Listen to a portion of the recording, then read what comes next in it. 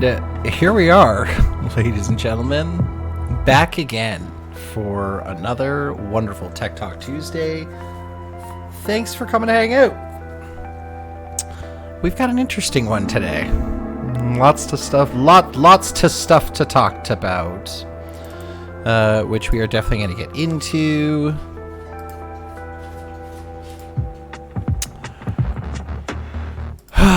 So, what a day. What a week. We're definitely not going to be getting into any significant convoy conversation today. I promised myself a little bit of a break from it. And part of that was because it was a little bit of a fucked up experience covering that and having some weird-ass pieces of shit come into the chat and get real aggro. So we're going to go for a little bit of a less aggro kind of subject today. At the same time, being true to ourselves and in the nature of exploration, I want to talk a little bit about some of the challenges that we have in today's world of making sense of it, whether it is making political sense of things, whether it's understanding what science actually is and how scientists come to consensus. And this reminded me of a really awesome set of YouTube interviews with this guy, Daniel Schmachtenberger. And we touched on it a little bit, like casually, in some previous streams. But I actually wanted to spend some time delving into his ideas and talking a little bit about, his framework for dealing with a lot of the challenges in today's current climate. And the reason, one of the many reasons, really, why I wanted to get into some of his thought process on the subject is that, as I heard him speak, what I realized is that there's a lot of things that resonate true with both just like the reality of our current political discourse, our current media economy, and sort of the diet of media that we have. And as he's saying some of the things he's saying, I'm like, this is like there's a lot of parallels here in terms of what some of these populist movements are riding on, right? Is a degradation of a strong information economy that the news essentially is just kind of like veiled propaganda, has been for some time, but that has only gotten worse. And so I thought it'd be cool to just let him do a bunch of talking to start. And then there's a really great interview between him, the guy who did the documentary, I think it was The Social Dilemma, and Tristan Harris. So anyway, I'm going to start off today's stream with the war on sense-making and some of Daniel Schmachtenberger's ideas. And we're just going to kind of go from there and see where things take us. And then maybe transition to some less heavy tech news towards the end of the night. Bear with me for 1 second here. I want to kind of skip the annoying intro.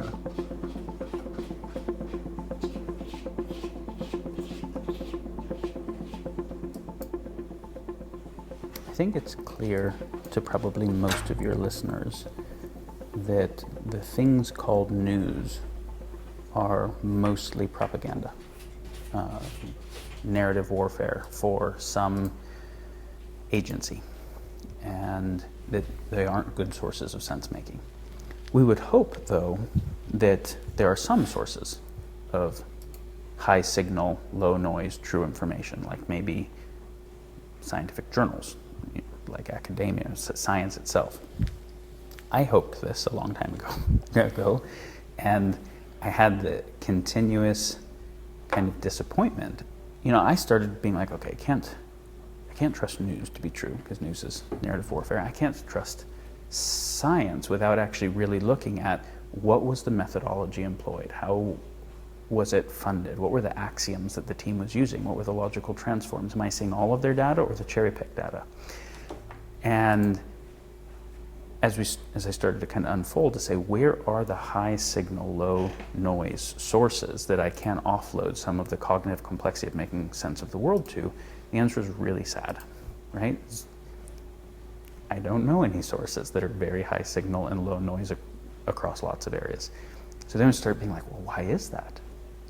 And what would it take to fix that? What would it take to make a world that had an intact information ecology? Well, that requires understanding why the current information ecology is as broken as it is. And we're starting to touch on a couple things here, but this goes deep. And how do we make good choices if we don't have good sense making? Well, obviously we can't. But due to increasing technological capacity, right? Increasing population multiplied by increasing impact per person, we're making more and more consequential choices with worse and worse sense making to inform those choices, which is kind of running increasingly fast. I love this through analogy the woods, here. increasingly blind, right? And so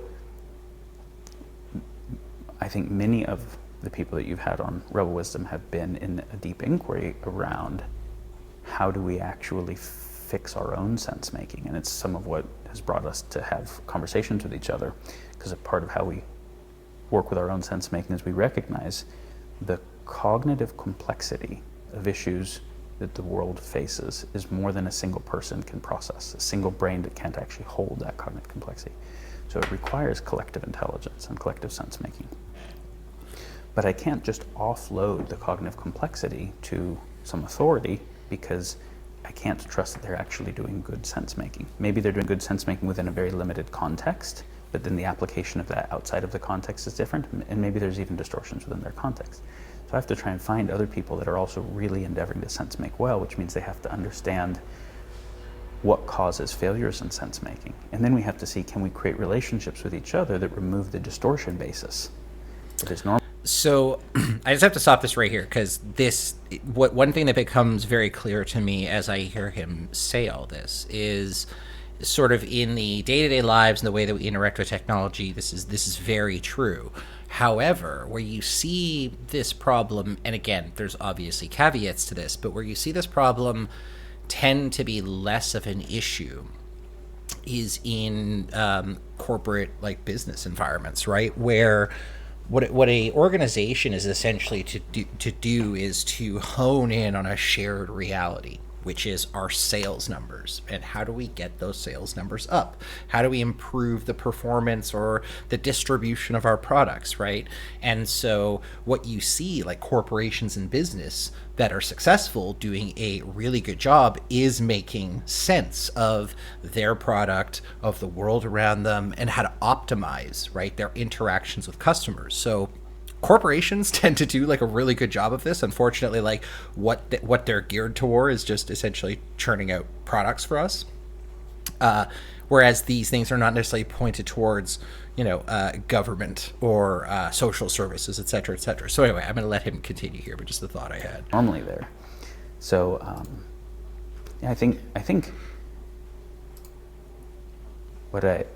from what I have seen of Rebel Wisdom, this is probably the strange attractor of what is bringing everybody to watch it, is people who are trying to make sense of the world better themselves and are trying to find sources of content of other people that have been trying to make sense of it well, which is what I'm excited about. And so those are just some opening thoughts. And yeah, I look forward to getting into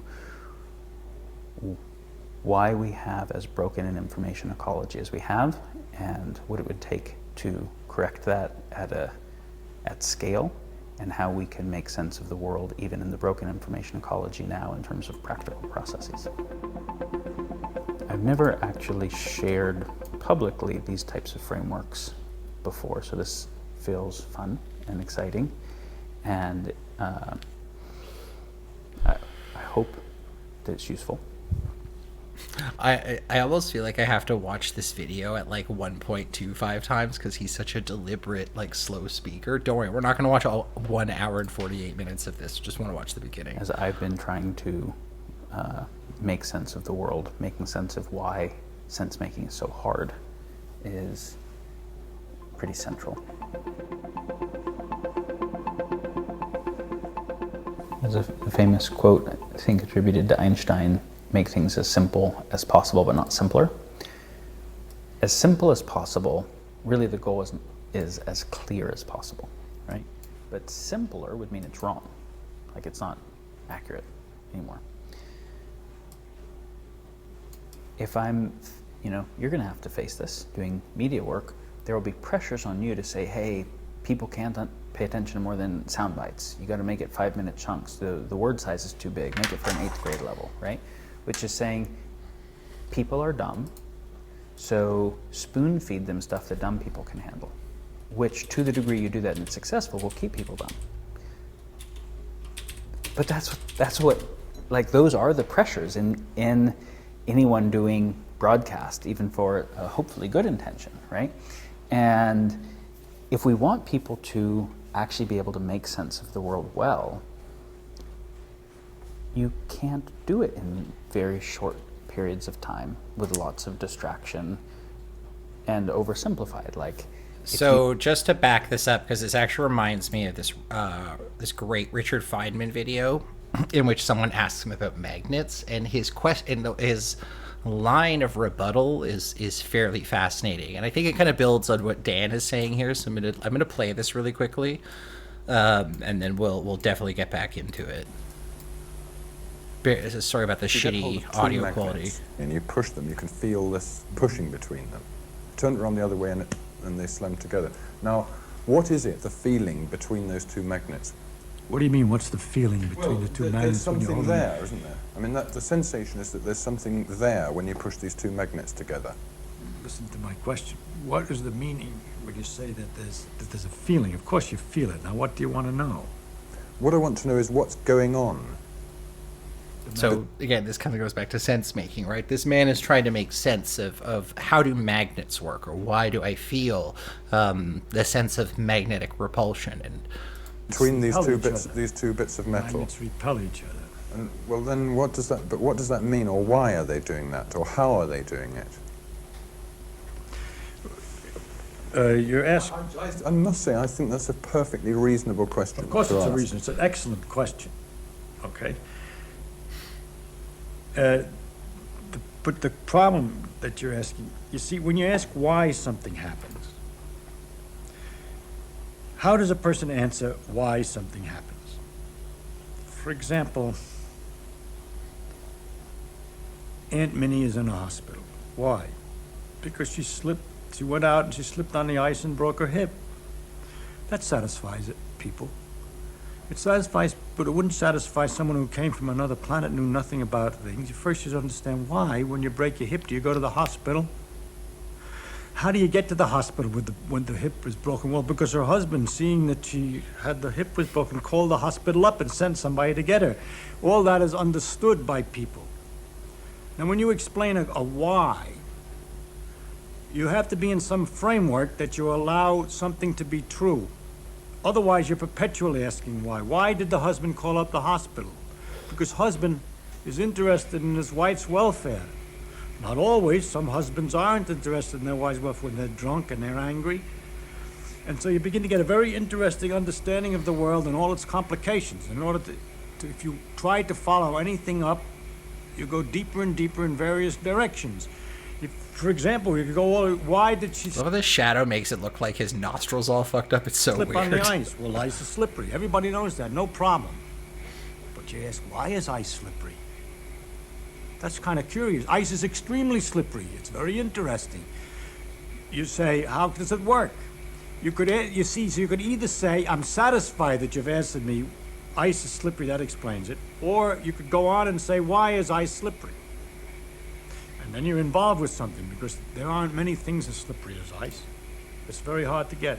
Greasy stuff, but that's sort of wet and slimy. But a solid that's so slippery, because it is in the case of ice that when you stand on it, they say, momentarily the pressure melts the ice a little bit, so you got a sort of instantaneous water surface on which you're slipping.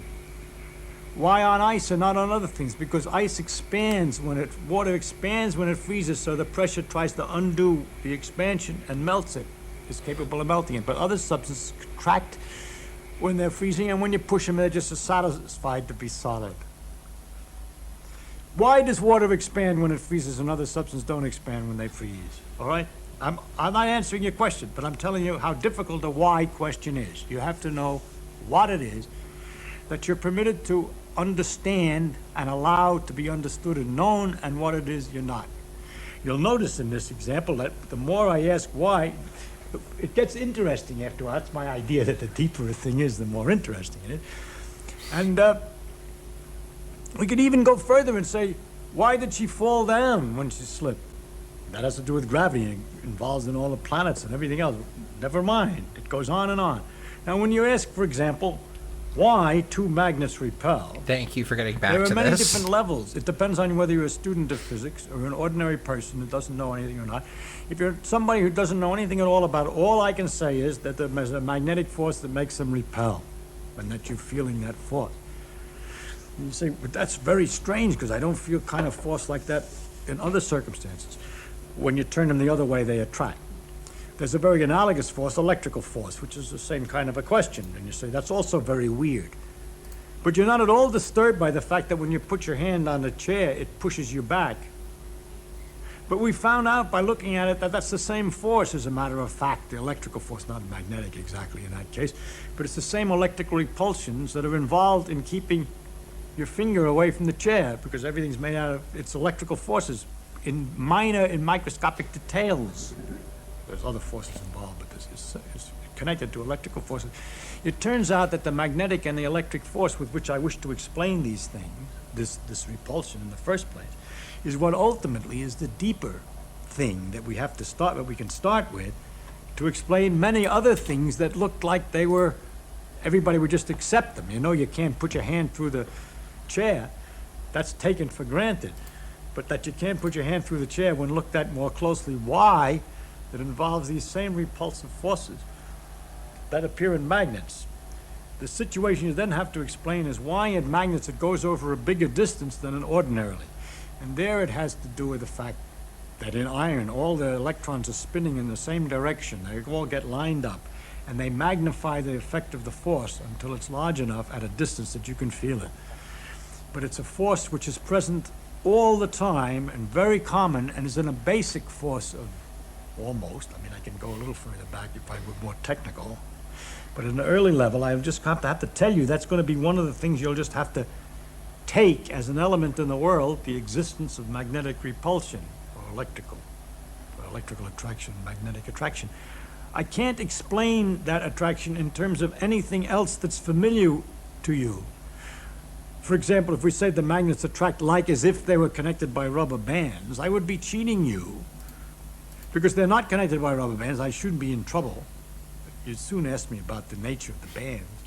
And secondly, if you were curious enough, you'd ask me why rubber bands tend to pull back together again, and I would end up explaining that in terms of electrical forces, which are the very things that I'm trying to use the rubber bands to explain. So I have cheated very badly, you see.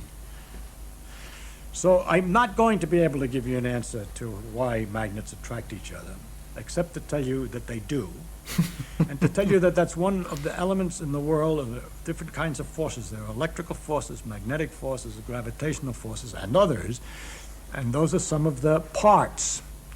If you were a student, I could go further. I could tell you that the magnetic forces are related to the electrical forces very intimately, that our relationship between the gravity forces and electrical forces remains unknown, and so on.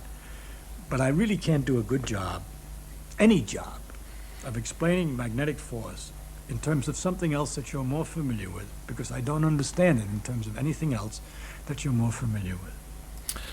So the reason why I played this video, and I find it so fascinating in the context of this conversation, it backs that whole make things simple, but never simpler.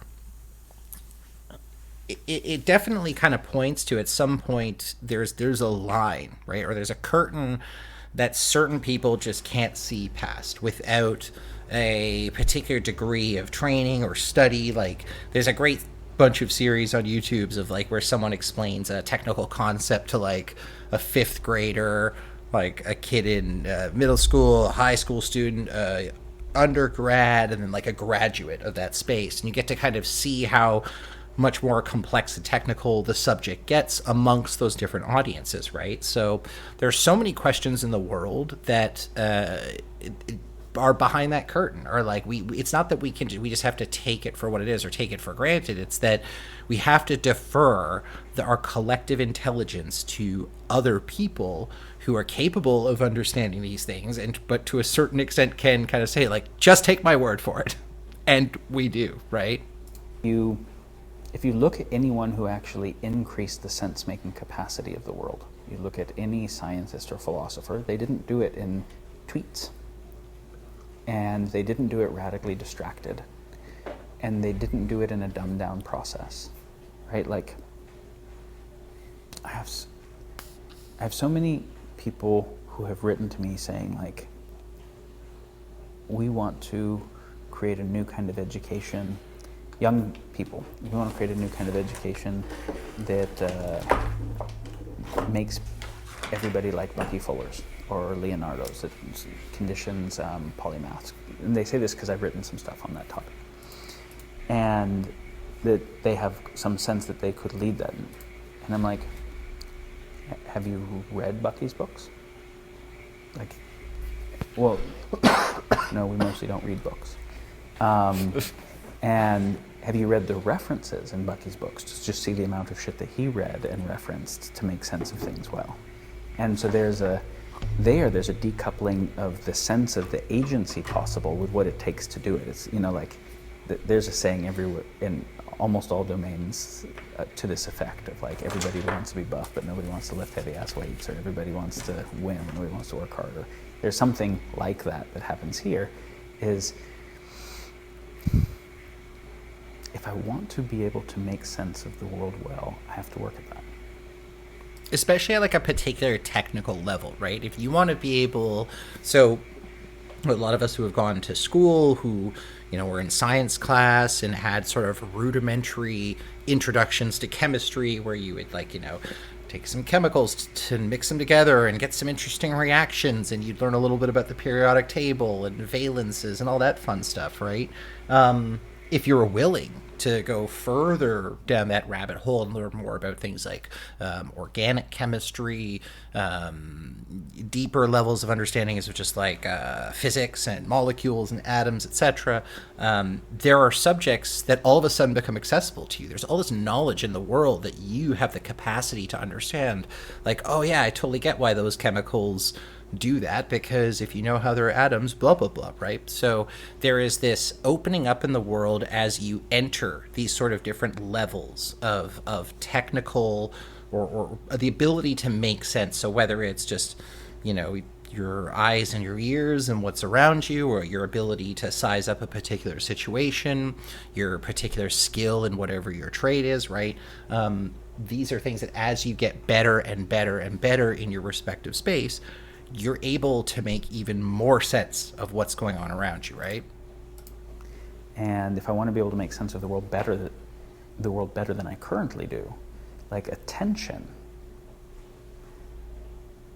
requires being trained, just like muscles require being trained. Thinking clearly requires being trained. And anytime I'm sorry, I gotta pause it, because this is clearly absent in the Freedom Convoy, right? Like, this is what we are missing in the vast majority of all political and even scientific discourse, or what people call scientific discourse on the internet, right? It's like, this stuff can't be hashed out over tweets, and it needs to be done by people who are actually capable of making sense of these subjects, who are experts.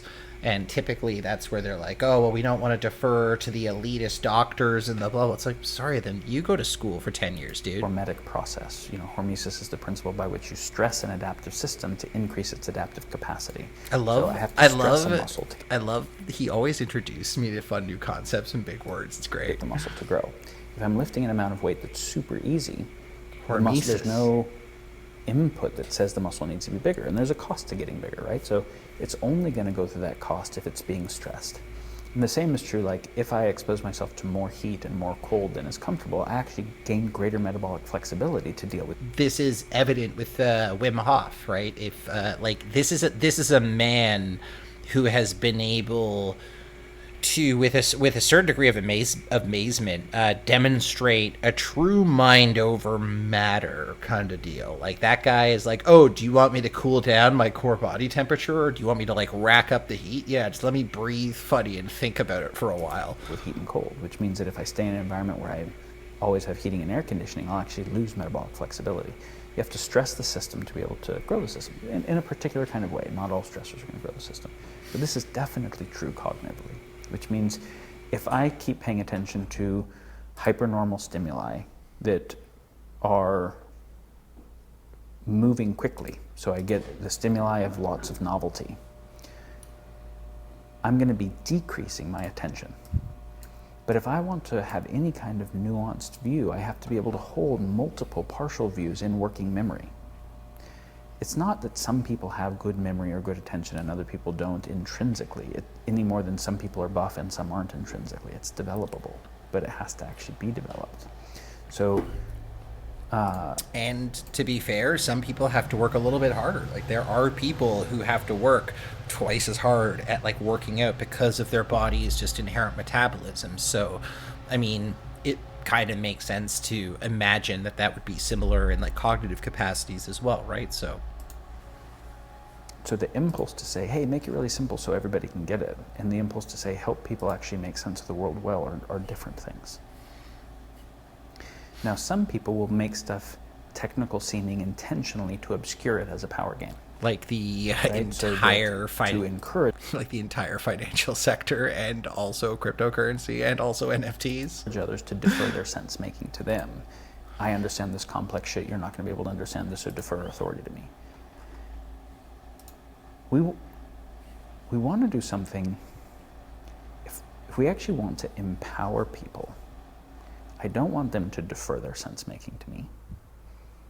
But I also don't want them to do lazy, shitty sense-making or defer it to anyone else, which means I want them to grow the quality of their own sense-making, which means to grow the depth of their care, right? Anti-nihilism, to grow the depth of their care, to grow the depth of their earnestness, their own self-reflexiveness, to pay attention to their biases and where their sloppiness in thinking, their own skills and capacity. I want them to grow their attention span and both the clarity of their logic and the clarity of their intuition, and the noticing when something's coming from intuition or logic and how to relate those, like all of those things. But that's actually what increasing sovereignty means.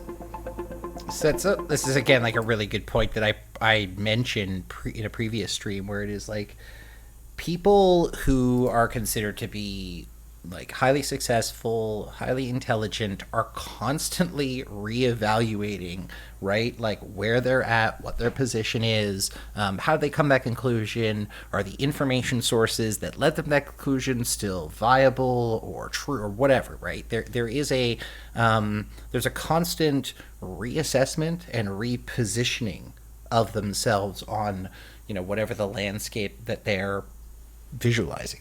So yeah, like that constant reevaluation of oneself's like principles and biases just helps you polish it and refine it and have more confidence in your ability to make sense of the world and say like, okay, so are the conclusions that I have like pretty solid ground? Like, am I standing firm here? Yeah, I've stomped on it a bunch of times. It's pretty good.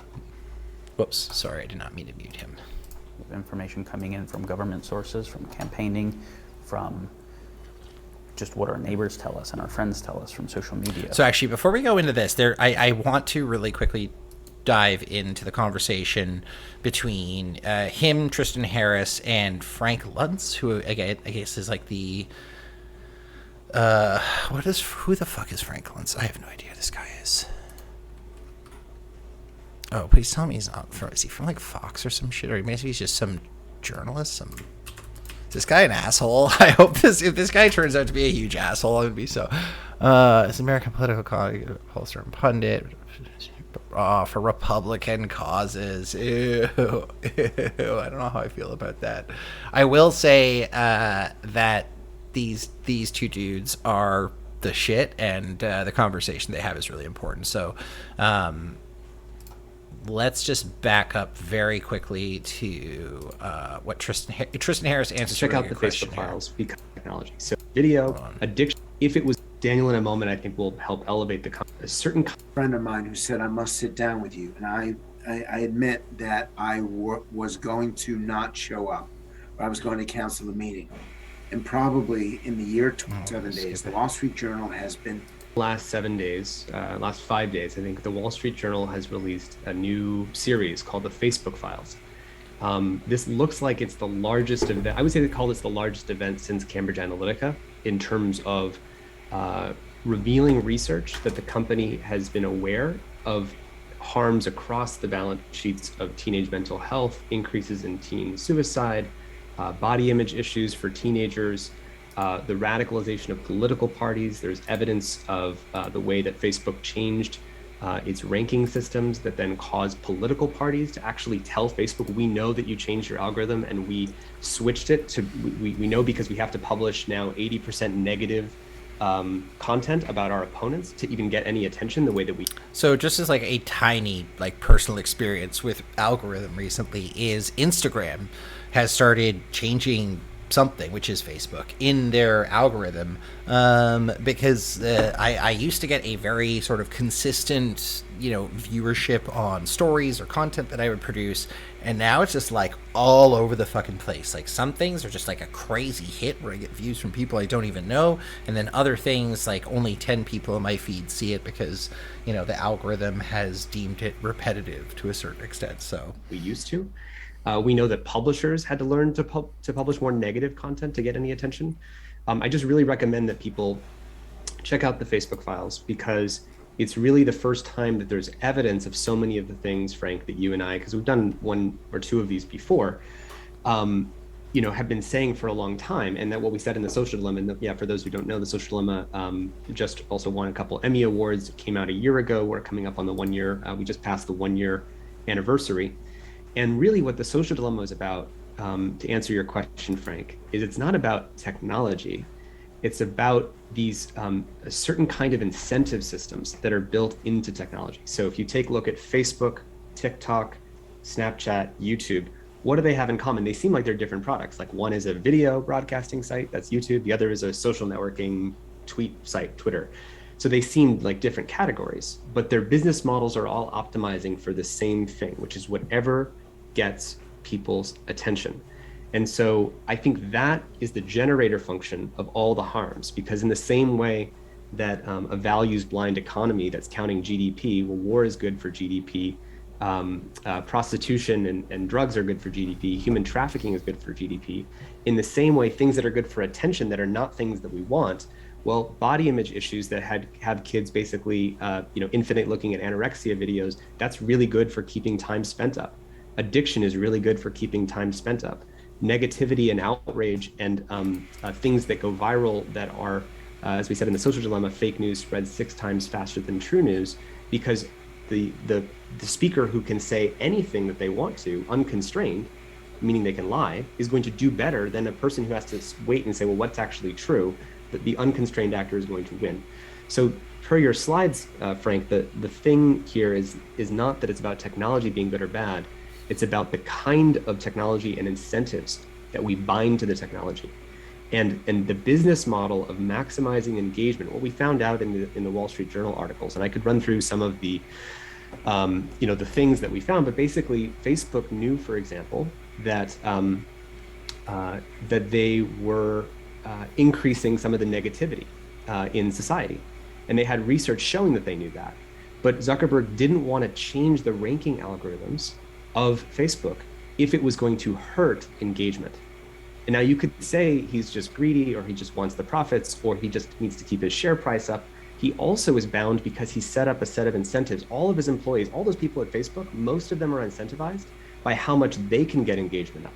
So all throughout the company, imagine you have a bonus structure where everyone's this is fucked. This is the fucked up part, right?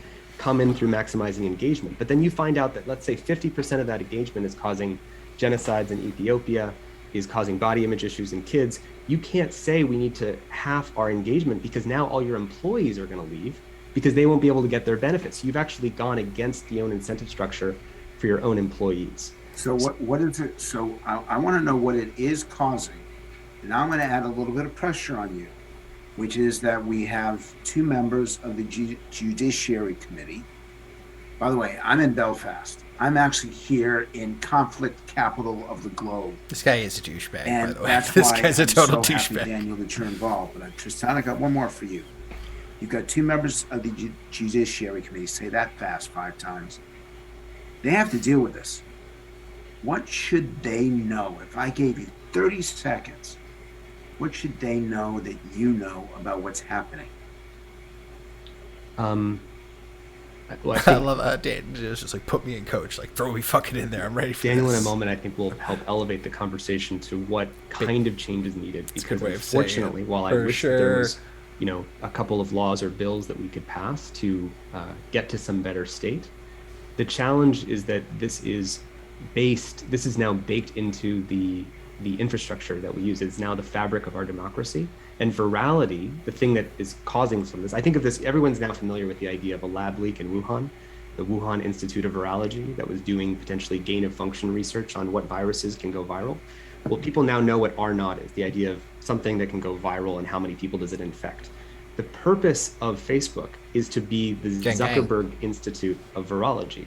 The purpose is to create and allow for things to go viral across the world and be spread to millions of people, and to literally take the R naught to be as high as possible. They're literally making brain worms. Like that is what they do there, is they're inventing brain worms to try and infect as many minds as possible, and just like, how can we get people to watch more of our drug? Want it to infect as many people and spread to as many people because that makes engagement go up.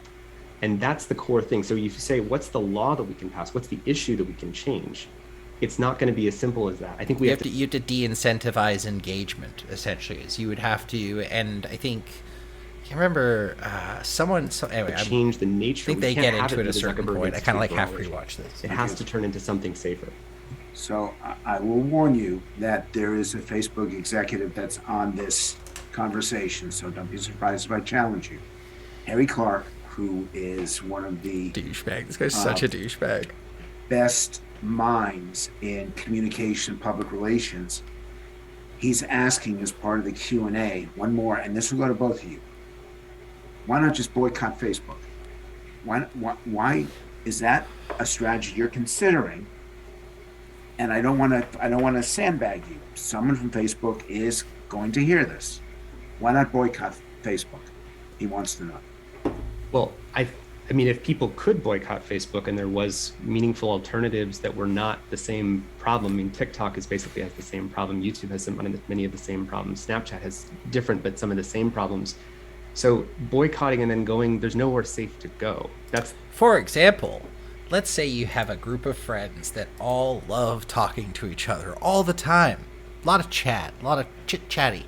And you guys want to do that. You want to chit-chat back and forth. Guess what? Facebook Messenger is pretty ubiquitous. Everyone has Facebook. It's super easy. You can have different groups. You can send videos. It's fucking sick. But getting your friends to switch off of Facebook, and bless my friends who have humored me through this process and have made the switch over to Discord, but like, I don't go on Facebook anymore because I don't have to use the Messenger, and I'm such a happier. I'm still a fucked up dude, like top 100%, but I'm at least 10 to 20% less fucked up because I'm not going on these sites and using that shit thing. I will say there's one guy out there, and I don't know if you're in the chat or not, you one fucking guy who's still so resistant. We have all been like, yo, get in the Discord. Some really good memes in there. There's a brothers channel. There's all kinds of good shit, but he shall not be named right now because that wouldn't be nice. That's one of the issues. And the second issue is that you can't really boycott it when your life depends on it. So one of the problems that's actually in the article about teenage girls is that you can't actually say, it's not an individual choice to say, I don't want to use these things because I'm going to ostracize myself. And if all my friends are still on it, you'd have to get the entire world to boycott it together. And like, I mean, an example of this, like, I remember going to school as a young lad, and the thing that was hot in like grade 5, grade 6 were mini sticks, which were like tiny little plastic hockey sticks that you fucking like just, play with a tennis ball. And I remember like not having a mini stick and just being like trying to play with my friends, like, get the fuck out of here, you don't even have a mini stick, man. And I didn't like hockey. I don't like playing balls and sticks. So I like went home to my mom and like was like, I gotta get what, like, we have to figure out some kind of mini stick situation immediately for me, because I am being ripped so hard at school for not having one of these foolish pieces of plastic. And I remember I got a Boston Bruins mini stick because I knew that my grandfather liked the Bruins. And I know anyone who's a hockey fan is going to go like, God, the Bruins. Like, that's such a... Anyway, yeah, so I had a Boston Bruins mini stick. I got it, and I was still ostracized. So it turns out it was less about the mini stick and more about just about being like a weird kid growing up in a weird town. Move to something else. Because it's fundamentally been baked into our lives. Small businesses have to use it to advertise. How else are they going to reach their users and their customers? They have owned the capacity to reach people. If we want this video to reach as many people as possible, we probably want to post it on not some random tiny video site no one's going to click on, but you want to post it on the one that gets as many views and likes, etc. So you're going to post it on Facebook and you're going to post it on YouTube. So they have a monopoly on reach, which makes it very hard for people to boycott it and say, let's go somewhere else. Daniel, you, even though you're involved in this issue, I look at you as being essential to public discourse, because you're looking at it, you're looking for solutions, you're looking for results. You're one of the strongest thought leaders in how we talk to each other now in society. I'll ask you the question I asked Tristan. Would you recommend a boycott, knowing that there's a Facebook person on this conversation? And Let's keep bringing that up. Who do you have cares? any Fuck solutions Facebook. to the problems that Tristan has raised? I think it's kind of like what Tristan said, that there's a monopoly, but not a monopoly in terms of a government contract monopoly, but in terms of a network dynamic monopoly. Network dynamics create natural monopolies where one, as you get increasing returns on the more people that are in a network, then you fundamentally have to engage with that thing, because there's something like exclusive value offered there. If somebody decides they're not going to sell on Amazon and they have a small business, they just can't compete with the ones that are doing that. Or similarly, if they're advertising on Facebook. So one of the things is, when we built the laws around monopoly and antitrust, network dynamics didn't exist yet. Those were built before internet and those dynamics. So we actually have to take the emergence of the internet and the emergence of network dynamics and Metcalfe law and say we actually have to rethink that monopoly didn't just mean a crony capitalist government contract thing. Okay, it means effects. Can you, for those of us who only went to the University of Pennsylvania, can you dumb it down just a little bit so we understand what you're talking about? Nobody wants to use, which is a really clever way of being like, I don't understand anything you just said. Could you please repeat it for me, like for like a fifth grader, if possible? 20 different social networks and have to remember all the logins and find some friends in one place and some friends in another place, just like they don't want to use 20 different kinds of currencies. So if there's a currency that everyone accepts, that currency kind of gets a monopoly value. If there is a network that everybody's on, and you can see your friends from high school and your family and the news and all the things you're interested in with one login, like those stats you showed, people said it was easier and made their life worse. Like everyone who has conveniences where they don't exercise and don't do the things that actually strengthen them or read or study, there's a lot of things that make life easier and worse. And so where something has a network dynamic where the more people that engage with it, the more value it has, because now everybody's producing content, everyone I want to find is on there. The AI will curate all the content to show me exactly what I want to see, but which part of me wants to see? Well, the AI is gonna optimize based on my behavior and how long I spend on site and how many things I like and comment on and share. And it happens that the things that appeal to my existing biases and increase my sense of certainty in an uncertain world, and the things that scare me and kind of create emotional responses that make me less clear about the fact I don't want to be on Facebook and go do other stuff with my life, and the things that reinforce tribal identity maximize time on site and engagement. So it's one of those things where you can manufacture demand from the supply side and then say we're just giving people what they want, but you're appealing to the weakest, lowest angels of people's nature and then doing so with radical asymmetries of power. So Richard Dreyfuss, who's always been a friend of these Fridays with Frank, and he's just his brain is incredible. This guy's Is such there a proof douchebag.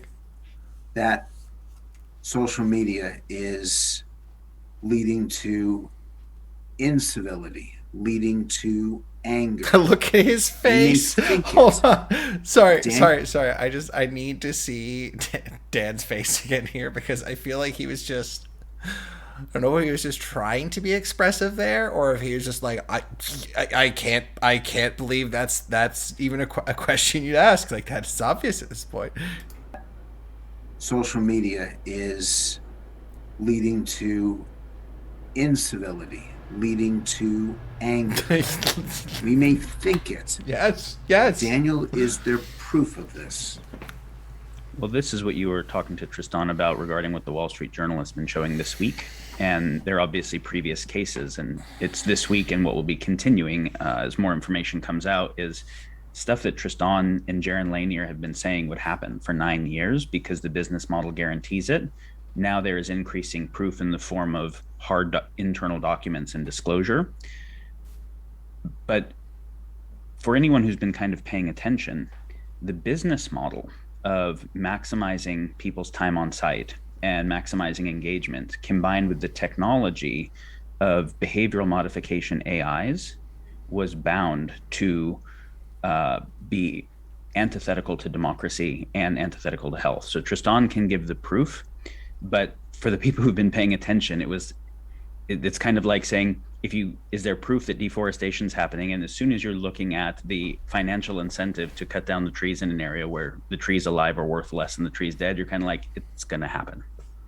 Right. In the same way that a tree's worth more dead than alive and a whale's worth more dead than alive, in this case, our attention, if it's easily more sought with outrage, that will be the profitable model. Us being happy or civil, talking to each other off screens and not on screen is not profitable for any of the social media companies, specifically some of the data. And again, I recommend people check out, I think it's the third article that the Wall Street Journal released. They talk about, actually due to some of my own work, Facebook changed its core metric. It used to be maximizing for time spent. I was part of a movement called Time Well Spent. That was my first TED Talk. Facebook decided, actually Mark Zuckerberg wrote in his January 2018 post, his yearly goal, his new goal for the year was to take Facebook in the direction of time well spent, not time spent. He took my words. Then he said, we're going to change the way we measure success at Facebook. We're going to use something called meaningful social interactions, MSI. And this Wall Street Journal article, I recommend everybody reads it, showed how meaningful social interactions, they assigned different points. So for example, you got 1 point for a post would get 1 point if it had a like. It got 5 points if it got a reaction or a reshare without any text. It got 15 points for what they call a non-significant comment. And then it got 30 points for significant comments and significant reshares. What that really meant was the more long comment threads an article created, which is to say more arguments, 100%. If you've ever got on Facebook, and that's like something I rarely do these days, and you click on it's just a diatribe of like, my name's Billy and I think okay, so just a quick gear shift because I really realized today that I wanted to start the stream more with this kind of energy. I wanted to come in with, let me find it here. So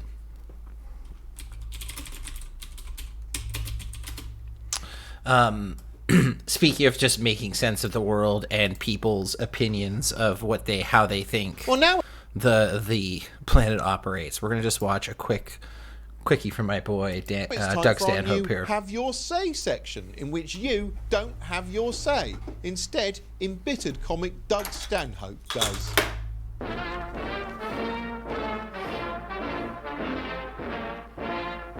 I'm Doug Stanhope, and that's why I drink. Hey, what's your opinion about the news of the day? You think no one cares? They actually don't. But every day on CNN, Jack Cafferty pretends to care about what you think. Jack Cafferty is an ex-alcoholic windbag on CNN He's like a defeated, low-rent Howard Beale that comes on every day with very strong, surly opinions about whatever the subject of the day is. Well, why don't they renegotiate these damn trade agreements and send all these jobs to places like India and China and Mexico? Why don't they start there? But his opinion isn't quite enough. He wants your opinion as well. Please log on to CNN.com and tell Jack how you feel about this. Let's give those folks in Washington the benefit of our collective wisdom. Because they want you to believe that your opinion matters. Makes you feel good. Yeah, I'm going to tell them what I think. Ralph writes from Yakima, Washington. And Jack will read the emails at the end of the show. They're always very, very insightful. Hey, Jack, I got a question. This is good. This is We're really gonna good. bail out all these Washington fat cats. Where's my bailout? They give you opinion polls about subjects you couldn't possibly. This is, sorry, I have to pause here. This part, like when I saw Doug speak these words, it has like stuck in my brain like a thorn, like a really, really, and I just have not been able to get it ever since. Where's my bailout? They give you opinion polls about subjects you couldn't possibly have any basis to make an opinion. What's the likelihood of another terrorist attack now that Obama's in office? They'll put up big pie charts that say, 67% say it's very likely, and 30% say it's highly unlikely. 3% don't know. They'll have big pie charts with 3% don't know. No, you all don't fucking know. That should be a giant pizza pie of I have no earthly idea. What that shows you is 97% of Americans will give you a strong opinion even though they have no fucking clue whatsoever so good. about the subject. It's so good. Everyone is so desperate to not only have an opinion but make that opinion heard and think that opinion counts. You Twitter and you MySpace and you Facebook your stupid opinions and you That's how old spout this out to is. your Just some. coworker, you know what I think? I think it's the liberals that are ruining everything. And that's not enough. So you go to town hall meetings and you yell and scream. They bang the gavel trying to get you to shut up. That's still not enough. So you go home and then you write blogs in the middle of the night because you haven't had your opinion heard enough. You probably blog about this segment. Doug Stanhope ruined Newswipe. Why is that fat-headed alcoholic on this show? Get rid of him. And you know what? There's a good chance I might stumble across that blog one day when I'm sitting alone in some hotel room and I'm in the middle of the night and I'm drinking vodka and yogurt because I drank all the mixers out of the mini bar and the yogurt's all I have left from breakfast when I thought I could eat solid food, but I was wrong. And I'm gonna find the blog where you say I suck. It'll hurt my feelings. So let me circumvent your blog before you even write it by answering in kind, go fuck yourself. I don't care what your opinion is. Jack Cafferty pretends to care. Go log on to his stupid show. It's really good. It's really, it's, and this, how many years ago was that? 2010? Might have been around when that came out. It's just chef's kiss. It's very brilliant, and I felt like incredibly topical to people and their incessant opinions on things that they have. Whenever there was No an right argument, making. it was like, hey, let's put that at the front and center for everyone's feed, and then do that in a decentralized way for the entire world all at once, for 2 billion people. And when you basically highlight divisiveness and disagreement and incivility, which is the thing, Frank, that you're trying to find. I mean, one thing, you and I were just at the Milken conference, and there's a lot of people who are funding things like, hey, how do we do America in one room? How do we fund with hundreds of millions of dollars of depolarization for the country? And let's have people together physically in rooms talking to each other. That's great. But how's that going to compare to the 4 hours a day people spend seeing incivility every single day? And if 90% of people became civil, but only 10% are left that are incivil, then what does Twitter and Facebook show you? Well, they only show you that all the bad faith incivil people. So that keeps just completely, blasting over and plastering your whole feed. And so it continues to look like the world is incivil, even if many people are starting to get better.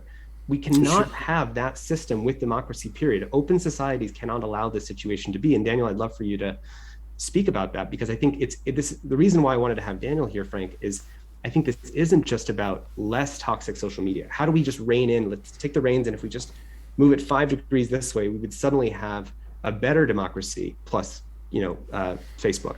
we have to look at a deeper problem statement there to get to where we want to go. It's not about adjusting the ratios anymore, right? It's not like, oh, we just need a course correction to this degree. It's like, no, we need a bigger we need a different boat, or we need to start flying. Like, we need something radically different than whatever it is that we're doing, is what I'm trying to say. Okay, so I'm going to ask both of you, and you can go in either order. Solve it. By the way, we've got a lot of pens. I'm going to ask you, in order, solve it. Solve the problem right now for me. What is the solution immediately? I ask you, solve it. And I'm going to ask you in a moment to scare the living hell out of them. Give me your most frightening conclusion based on all the research you've done on young people. He is the problem. But before I do, we're adults. Do either of you have an actual solution that you're going to be presenting to Congress? Either of you. Daniel, do you want to try to describe? I can say some things that would be directionally right. So we read all of the documents around the founding of this country and know that the idea of universal public education and an adequate fourth estate were considered prerequisite institutions for democracy to function. The people had to be educated and they had to have access to the information to participate in governance. There's a very deep question of... By the way, hold on 1 second. Those people who are watching, because we're 25 minutes into this, and I can see the number of participants is actually growing. I'm going to focus on kids in about 5 minutes. So you might be 100% qualified to make that call. Don't worry about it. In about 5 minutes, we're going to specifically focus on what social media is doing to your children. So I suggest you stay on this. Daniel, please continue.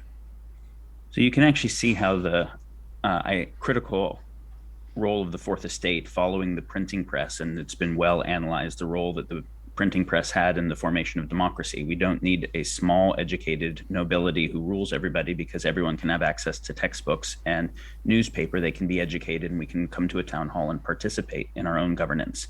But this was based on the idea that we could get something like fair and independent news and all read the same thing and then be able to have an educated discussion about it.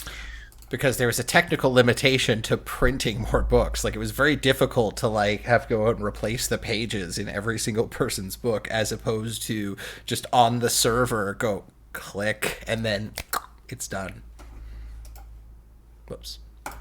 So when you have an internet where there's radically more information than anyone could begin to parse, what information you see ends up being determined by curation processes. I'm not going to see all the videos. I'm not going to see all the news. I'm not going to see all the posts.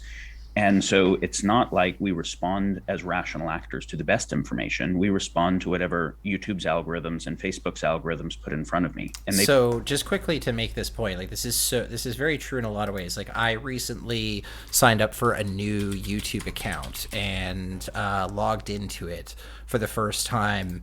And obviously the algorithm has tuned in to all right, you really love watching Gordon Ramsay yelling at people. You love the James Webb Space Telescope and space in general, a whole fucking lot, and whatever else. But when I go to YouTube, and remember, even if you really want to test your web bubble, you can't even do it from inside your house, because they know what IP you're coming from, and there's already a model of you based off of that information, even your general location. So to really test it, you have to sign in through a VPN or something. But if I just go to YouTube on my virtual machine, which I don't think I've ever signed into YouTube here before, let's just boot this up and see what this is. So I got some news stuff. Okay, maybe it does know it. It might know this is me. Gordon Ramsay stuff is coming up immediately. But crazy basketball shit. It obviously knows I'm Canadian, so it's the Queen and COVID and all that stuff. But anyway, this is very, very, very different than what I see on YouTube. It's very, very different. There's a lot more Gordon Ramsay. They put it in front of me based on a business model that's maximizing time on site based on engagement. And it happens to be that which appeals to my existing biases and emotions maximizes time on site. So someone on the far right and the far left, when they're looking at their news feed and how they're coming to understand the world, might see nothing in common. Oh, by the way, can I just get a quick poll from chat? I had this idea about minting a Freedom Trucker coin. And maybe coming up with a little bit of a program in which you can only buy trucker coin with Doink. So people have to go to the few people that do have Doink coin, which is a very limited number, and people in chat might be able to join those ranks. And then truckers would need to send you Ethereum for you to send Doink, and then they could use that Doink to buy trucker coin. Just a thought. Maybe we'll whip up some trucker coin in the next little bit. I don't know if you guys are interested. And yet it's representing the world to them. So you have to say, if democracy doesn't exist without a fourth estate and people having a shared sense of what base reality is, and the internet, and specifically Doink coin has zero value. I don't know if you've seen the exchange, but I don't think it's on the exchange. Doink. Unless something like has changed, if I turn out if I'm sitting on like serious money and I don't even know about it, I'm gonna be very upset with myself. Network curation based internet has destroyed the fourth estate irrevocably. How do you remake a democracy post internet network age? Because people can't do shared choice making if they don't have a basis for shared sense making of what's going on. Okay, so answer that question, then how do you do it? It's the right question. But I'm pushing you now. How do you do it? Well, you can see that China decided, well, let's control our internet to not have radically divisive ideas that end up making people against being good citizens. And you can see that there's an effectiveness in that, but it's antithetical to the idea of an open society. So you either keep an open society with these type of network dynamics and it just becomes increasingly chaotic and fails, or you try to apply the China model. Those are the only two things currently as the possibilities. And what we want is, how do you have something like open speech, but with this degree of radical amplification possibility that doesn't become total chaos? And you have to look at what is the incentive for the amplification. If there is a tool that can curate it and make stuff radically more amplified, what is the incentive guiding it? And so let's say, for instance, if Facebook is the most powerful behavioral modification machine in the history of the world that can gather micro-targeted information on people and then specifically put information in front of them to control their behavior for advertisers. But the people who it's gathering information about and influencing are not the customer, but it's gathering privileged information about people to then sell it to the customer, who is the advertiser. This should be a break of a fiduciary contract where you're not allowed to gather privileged information about someone and then use it against them. If the user was the customer rather than the advertiser being the customer, and as a result, the optimization algorithm was not to sell people ads or to maximize time to sell them ads, but was to find the metrics that actually correspond to people's real quality of life, and the AIs were oriented to that, we might start to get somewhere. But that's the beginning of a radically different business model. An ad-based business model with AI-controlled behavioral mechanics will break democracies. They don't go together. Tristan, I know you agree with this, but can you explain it to someone who only went to Penn? Daniel, half of Congress is not going to understand this. Well, I mean, that's kind of endemic of the issue. I do believe like maybe you need a smarter Congress. Like maybe you need to like, this is something that's always, I mean, I think, I can't remember if it's Daniel or Tristan, but there's someone in their similar circle who says that like a lot of the things that preclude people from getting into politics, like, right, like from, oh, I was a fucking partier in university, or, you know, I did this, or like there's a certain barriers for people you know, entering and into politics. And like, if it was simpler and if it attracted, like, you know, people of higher minds and people actually want to spend their time like solving these problems and working for public service, it would. But a lot of those people seem to get pulled into private industry or like higher academia because the money's better, I guess. They still call a tape recorder a machine, or sorry, a microphone. Speaking the machine. No, it's actually a microphone. They don't even know what the internet is. Tristan, go ahead. Well, I think the thing that Daniel's saying is that an advertising supported, imagine, Frank, I put a brain plan in you, and I actually talked to the guys at Neuralink once about this, right? Imagine Neuralink, Elon Musk's Neuralink project. I'm going to put a brain implant in your brain. It's going to shape the thoughts, it's going to give you thinking superpowers. But let's imagine that brain implant in your brain is going to intimately shape every thought that you have from the moment you wake up to the moment you go to bed, and your dreams, that, Okay, that someone that's it. attached the advertising business model to that Neuralink brain implant. So now you start having thoughts that you didn't even intend to have, and it's actually in control. We would just say immediately when I say it that way, it should be clear, maybe we can have brain implants, but we certainly would never allow brain implants with an advertising-based business model. What Daniel is saying is that we cannot have democracy and the primary brain implant of that democracy be an advertising-based business model.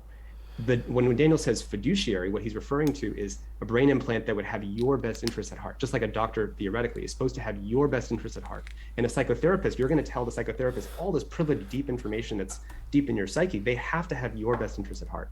What we're saying is such a deep change that we have to have technology that's humane with our best interests at heart. Now, the reason that's such an uncomfortable conversation is that I believe Facebook's stock price has not moved that much this week, despite the fact of these awful revelations. And it's worth about $1 trillion. And that $1 trillion valuation comes from the advertising-based Hold business. on, though. Can we just really quickly enjoy this? It's just oof. Woo-hoo. Sorry, I needed a good So it's chuckle as there if for we a had second. an entire industry of psychotherapy that was based on a manipulative business model that was worth $1 trillion. But now we have to switch to what does it look like to be in the interests of people? And the question is, that's a very dramatic economic change. So I think it's more that our brain wants to shy away from that because it's so uncomfortable that we'd have to make a change as deep as that. That's one of the big things that has to change. I want you guys to know that one of the comments is maybe we need more people like you in Congress, that it's not your fault that you're speaking the truth. It's their fault for not understanding it. Oh. Yeah. Oh my God. How is Frank Lutz on TV? Like, how is this guy like a political commentator that exists on a television set? It's just goes to show, guys, if you live in America, you can do anything, even if you're completely unqualified for the position. It's not such a bad idea.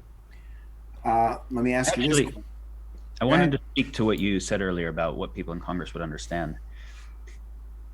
If, because of who the people in government are or the structure of government, if it cannot understand the nature of the issues it's supposed to regulate, and particularly as technology is evolving rapidly faster than the people who are in there are able to understand the consequences of, then it will just break, right? If the regulatory apparatus can't understand the effects of what it needs to regulate, it will just break.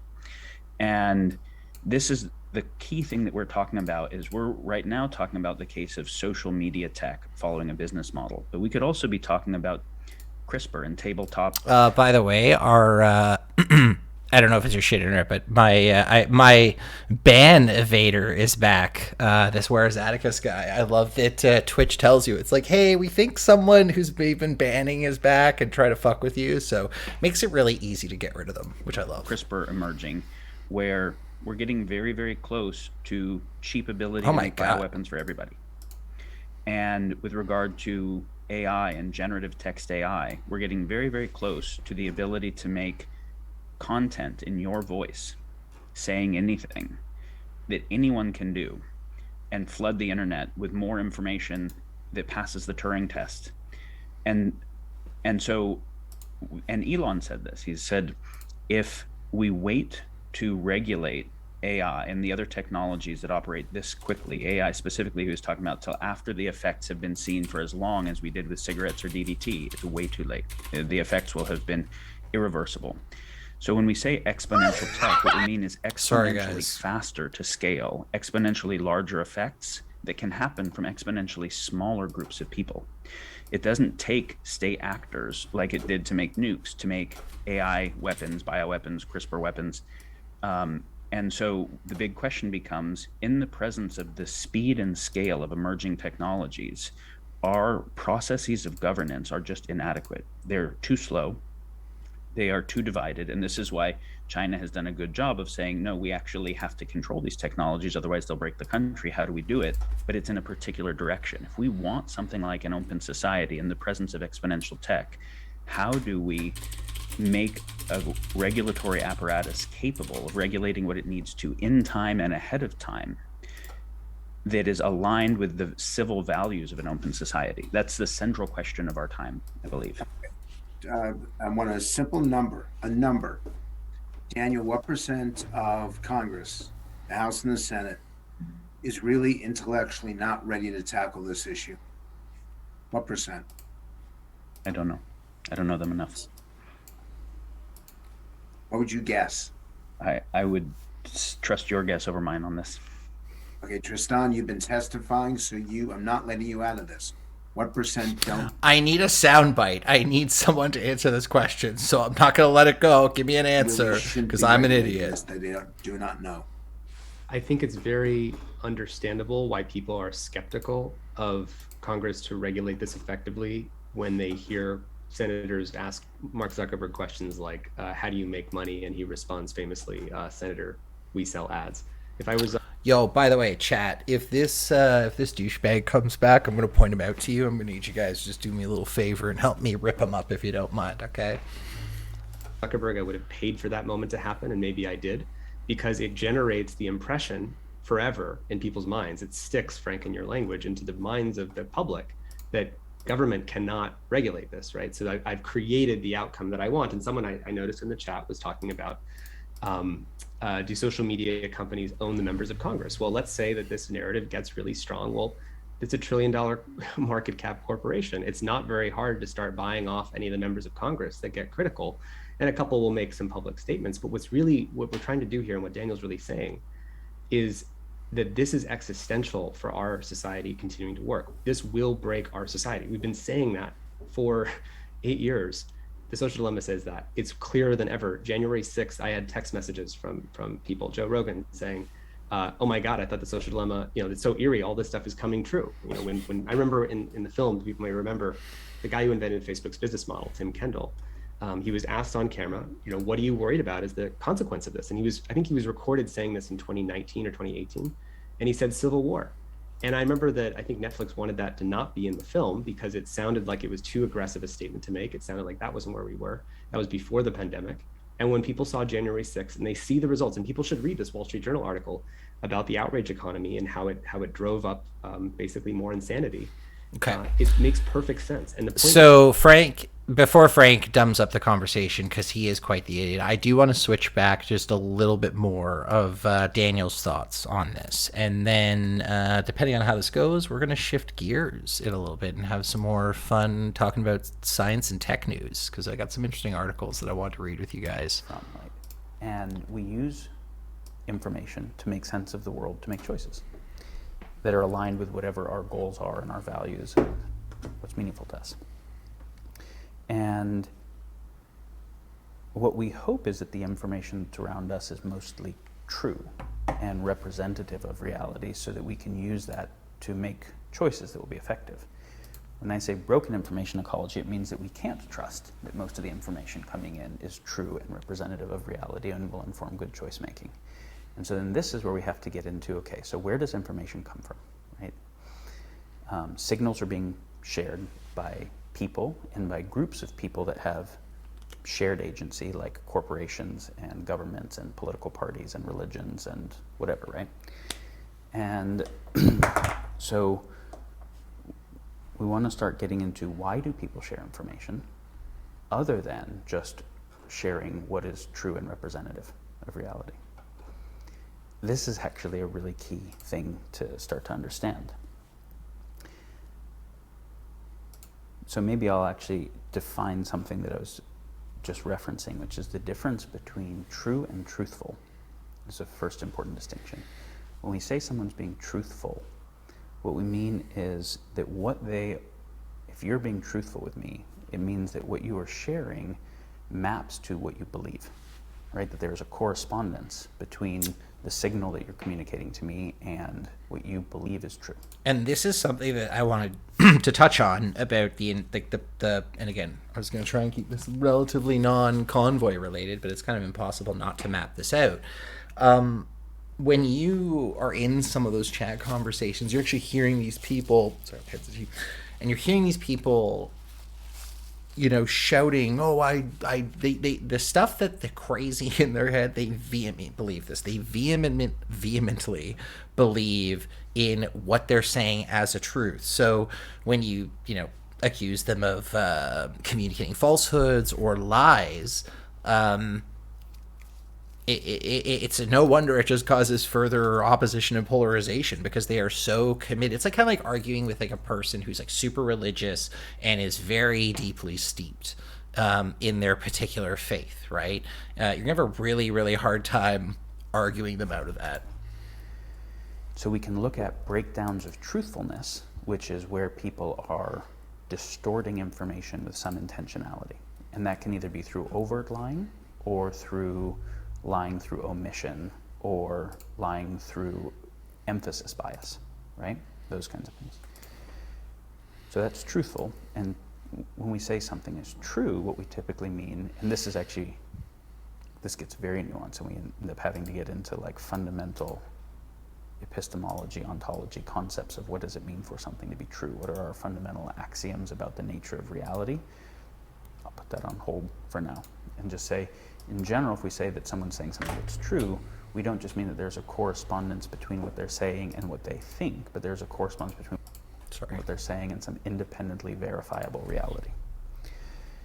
And so, of course, someone can be truthful, meaning they say what they believe, but what they believe is misinformed because they did sense making poorly. So they're propagating information honestly, but that is not true.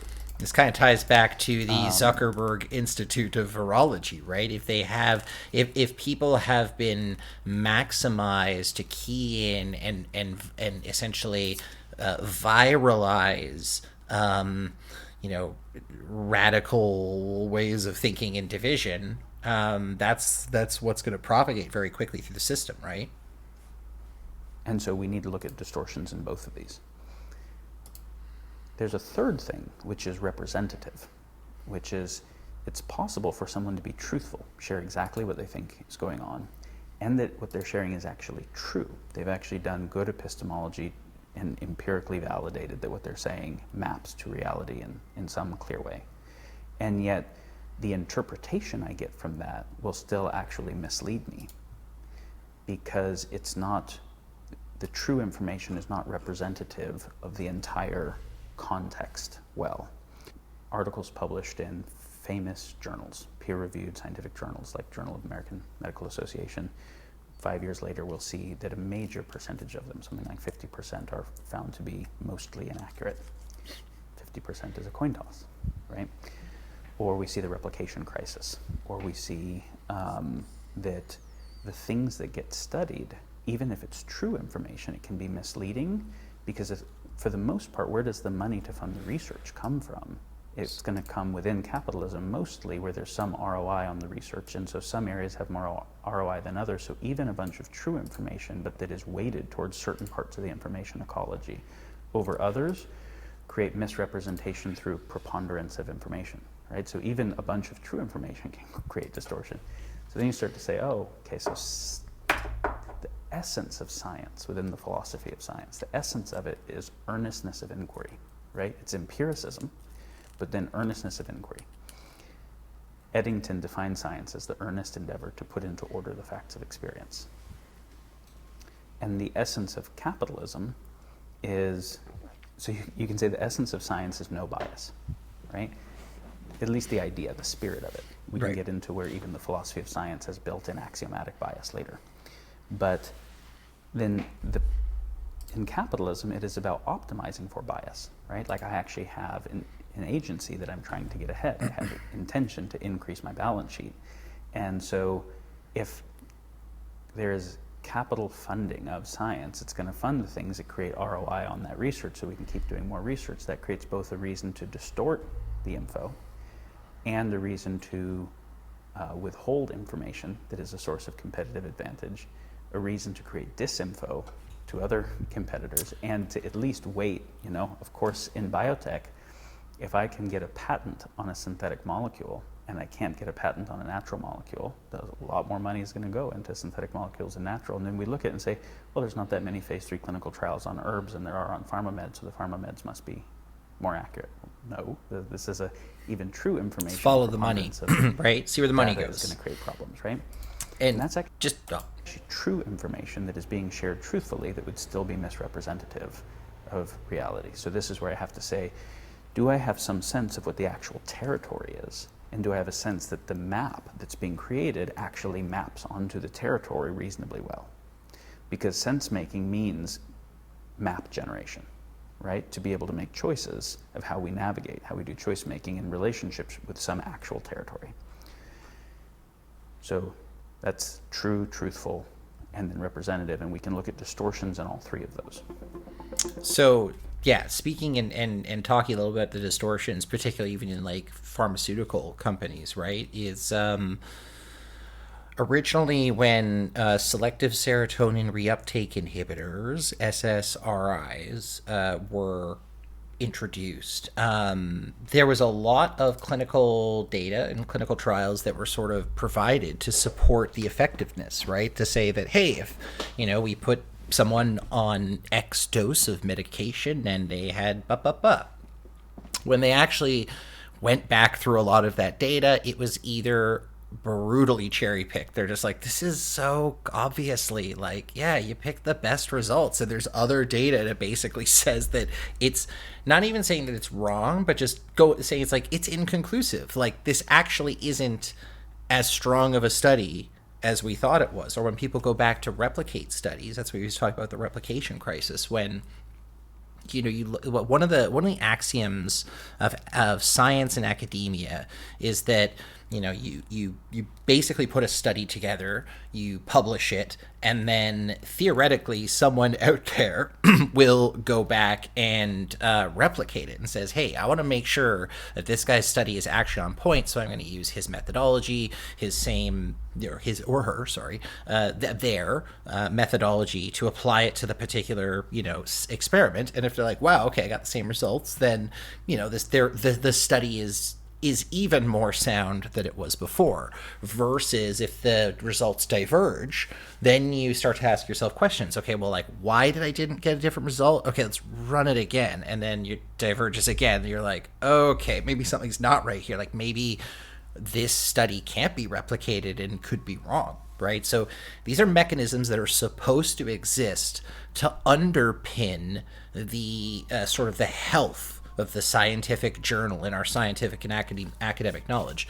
And there's a lot of good criticisms about how that is not the case. How peer review is pretty biased and fucked up. It doesn't happen at the right time or the right order or the right sequence. Yo, Chico, what's up, man? Good to see you. Welcome back.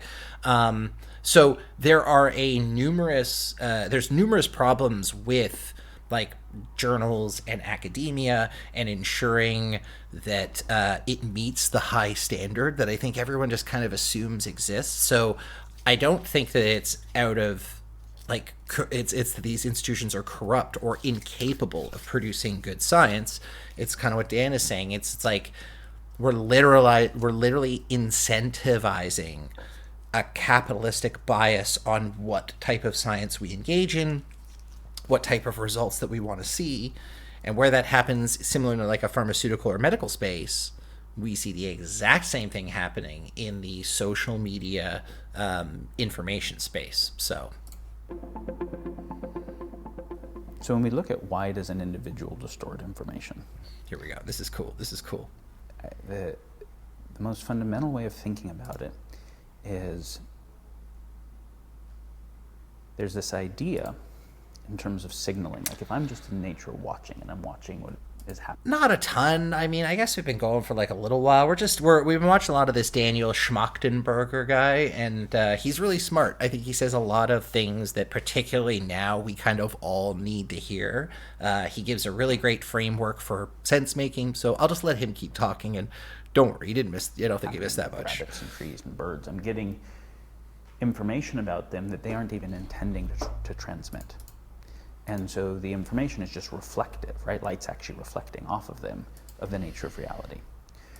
As soon as there's an agent that can share information strategically for an intention, then I don't know if what they're sharing is reflective of reality or reflective of what they think will advance their intention.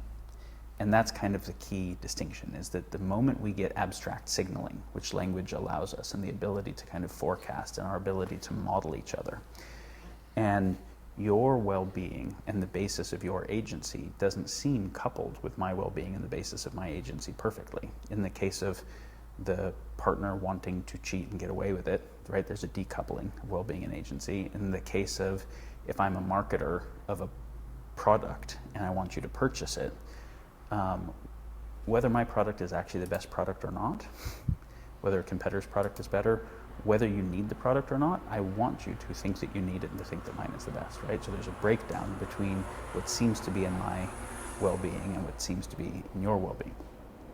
So wherever there's any misalignment in agency, and so if I can just speak on this really, really quickly, I think there's an interesting line to be drawn, and the topology of it is kind of like, let's imagine that you're a small business owner. You come up with a product or a service, and you offer that product or that service to your community.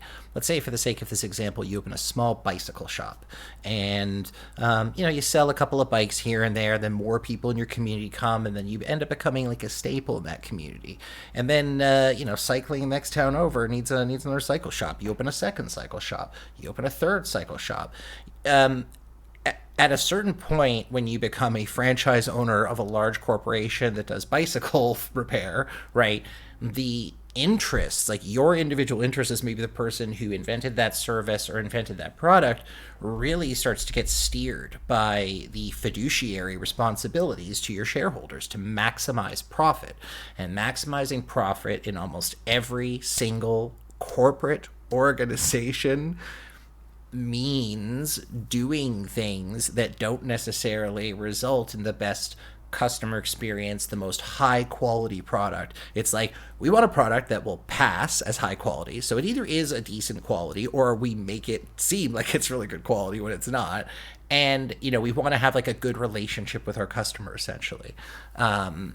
So anyway, yeah, I think there's the interests of an individual who wants to have small scale, like communal improvement by adding a service or something, eventually gets taken away, I think, as things get larger and more macro. And I know that's not always the case, but I would say that it appears to be the case a lot of the time. The larger organizations get, the more soulless they are, the easier it is for them to lay off, 30% or 20% of their staff or whatever, even though the people have worked there for 20 years or whatever. It's something I think a couple of us, I know for a fact, on the chat have definitely seen before, 1,000%. And there's the ability to share signal for strategic purposes. Then you have a basis to have signal that's being shared that isn't just truthful, right? So then we look at, well, where is that happening? And it's fucking everywhere. Right? Yeah. To really gross or subtle degrees, pretty much everywhere. And sometimes for dreadful purposes,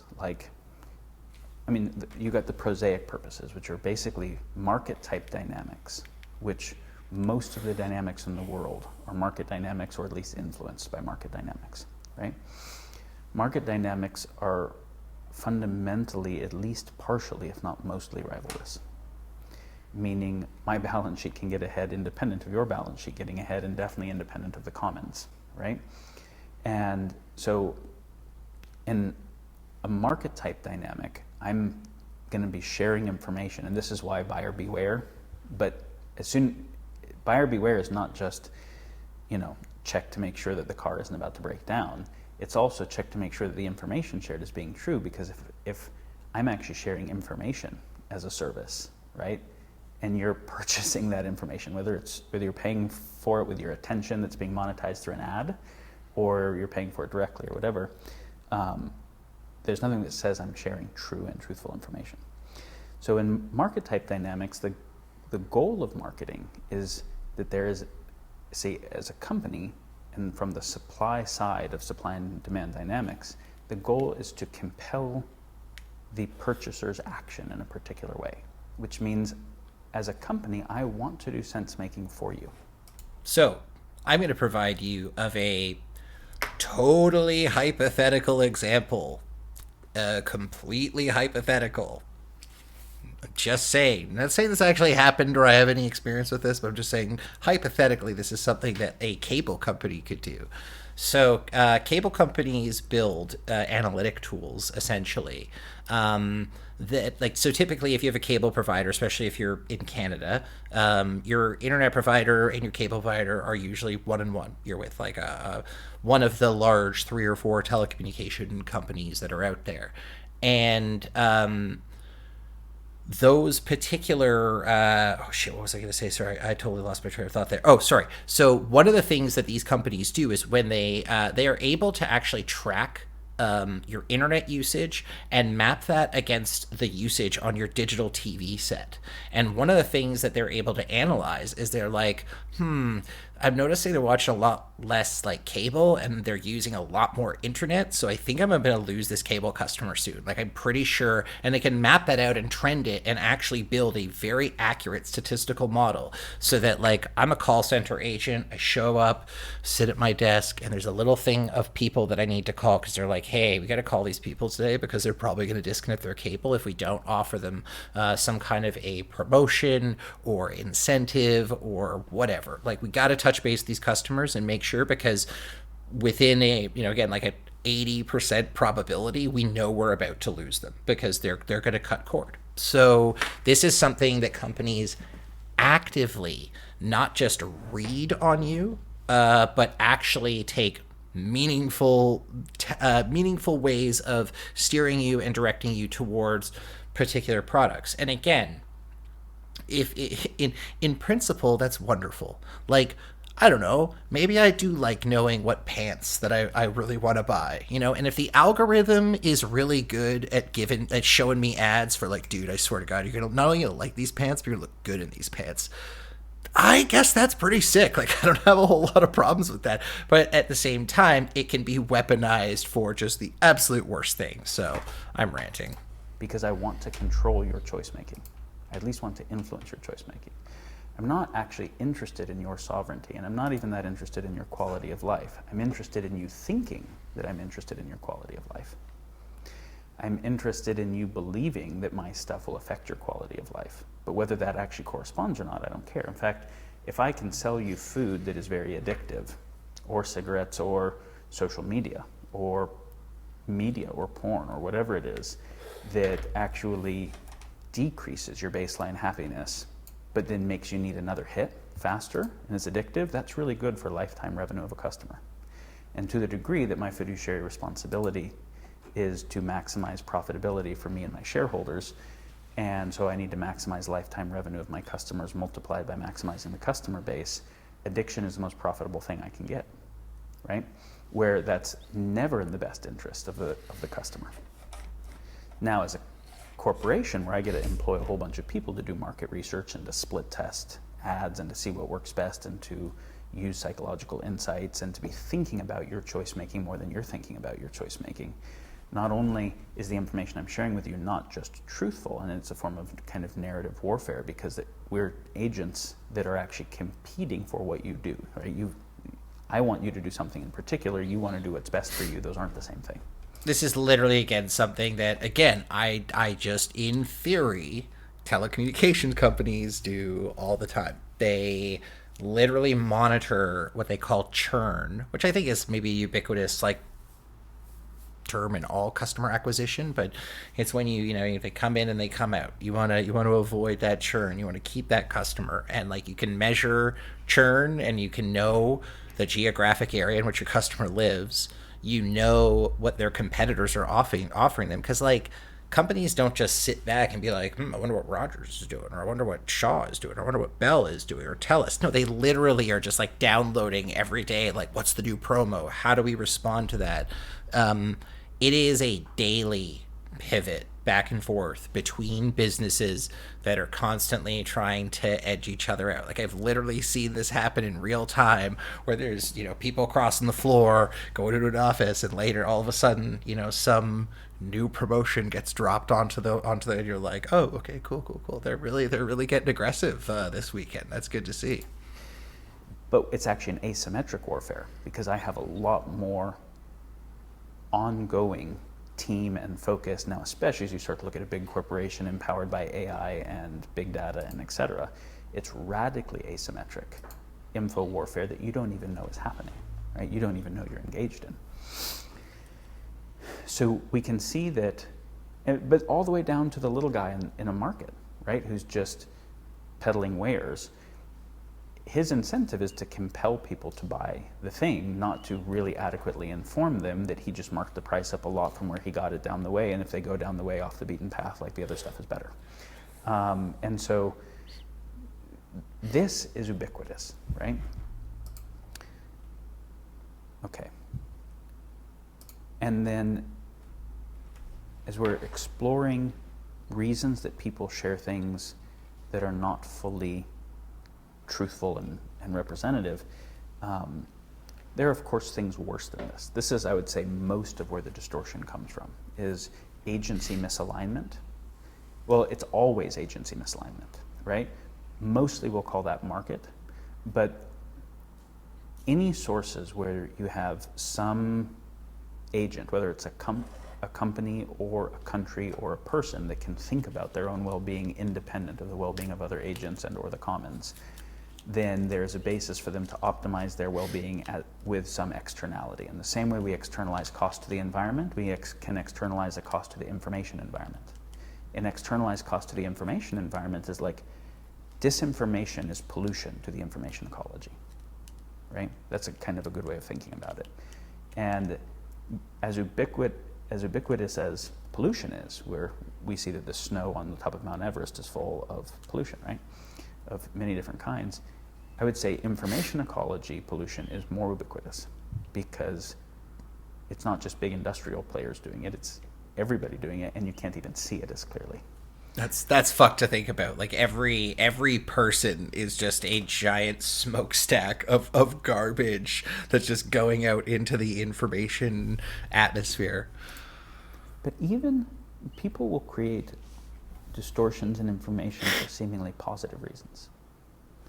Like, first there's kind of innocuous reasons, like, okay, I'm going to write a testimonial or an endorsement for my friend's book because they're my friend. Even though I think there's stuff wrong in their book, it wouldn't be that gracious of me to say that. And maybe there's some game theoretic stuff in there, like. And I mean, I don't know if he mentions this, but like another example is if you've ever been to a magic show, right? The entire purpose of being with having a magician in front of you is to have an asymmetry of information. The magician knows something you don't. That's the whole part of the trick. That's why you're like, how do you do that? He's like, I'm not telling. So there are times in which, there is a value to that asymmetry. But more often than not, it's exploited against us. They wrote a nice testimonial for my book, and I want them to keep doing that. And so my giving the endorsement of my whatever credibility that other people proxy their sense making to me, I'm now, proxying that credibility over here, is not necessarily true. Even if it's not that they did the endorsement on my book and I just am supportive of them taking a positive step, that doesn't necessarily mean that anyone else who sees that I offered that testimonial and is using that as a method of their own sense making knows why I did it. So here's the other thing, is a decoupling of the signal that I'm sharing with the intention that I'm sharing it for. And so I might be sharing something with you, and I have 4 or 5 complex intentions. I might not share any of them with you, or maybe I share one. There's a segue that I'm going to be making here. So we're going to watch a little bit more of Daniel, and then I'm going to try and segue into some interesting news articles that I found that I really wanted to talk about, and maybe we'll generate some interesting discussion. We'll see. When you're getting information from a news channel and you're like, oh, this news channel wants to maximize my time on site, and it can do that through appealing to my cognitive biases and my emotional biases and my identity biases. It can do that through things that are inflammatory. It can do that through all kinds of things that are hypernormal stimulus and that hijack my attention. This is where it's competing for my attention against where I would want to put my attention because it's monetizing my attention, right? So I have to factor the agency, the intention of the news station and try and remove that artifact from the information to try and infer what the true information might be. Basically to infer what the source of distortion might be. The same with the political candidate, the same with science that's coming forward, and I'm looking at, okay, so who is seeking more grant funding, and what is easiest to fund, and where are there standard model biases where only the things, people are only going to share the shit that's going to get them more funding and that's going to get tenure, where they have to defend the thing that got them the Nobel Prize, even though it might not be true anymore, for ego and identity biases. Got to factor all of those kinds of sources of possible bias. And so this is the first, I would say, kind of valuable thing when you're trying to do sense making, is to recognize that the signal that you're getting everywhere is mostly strategic. Strategic on the part of, which is just another way to say intentional, on the part of the agent sharing it for their purposes, not yours. And where there is a disalignment between your well-being and theirs, or at least an apparent one, then what their basis for intention might actually suck for you. And even if there seems to be alignment, you still don't want lied to for your good. You still want true information. So I would say one of the first things we want to do when we start to do sense making is to look at, why is anyone sharing what they're sharing, and not assuming that they are being truthful. Which I don't think is necessarily like the tone that we need to take with every information source, but we definitely have to be constantly reevaluating, like, is what I'm hearing actually what I should be hearing, or is it maybe perhaps just what I actually want to hear? So basically, truthful is about game theory, right? Truthful is about the fact that people are lying all the fucking time. And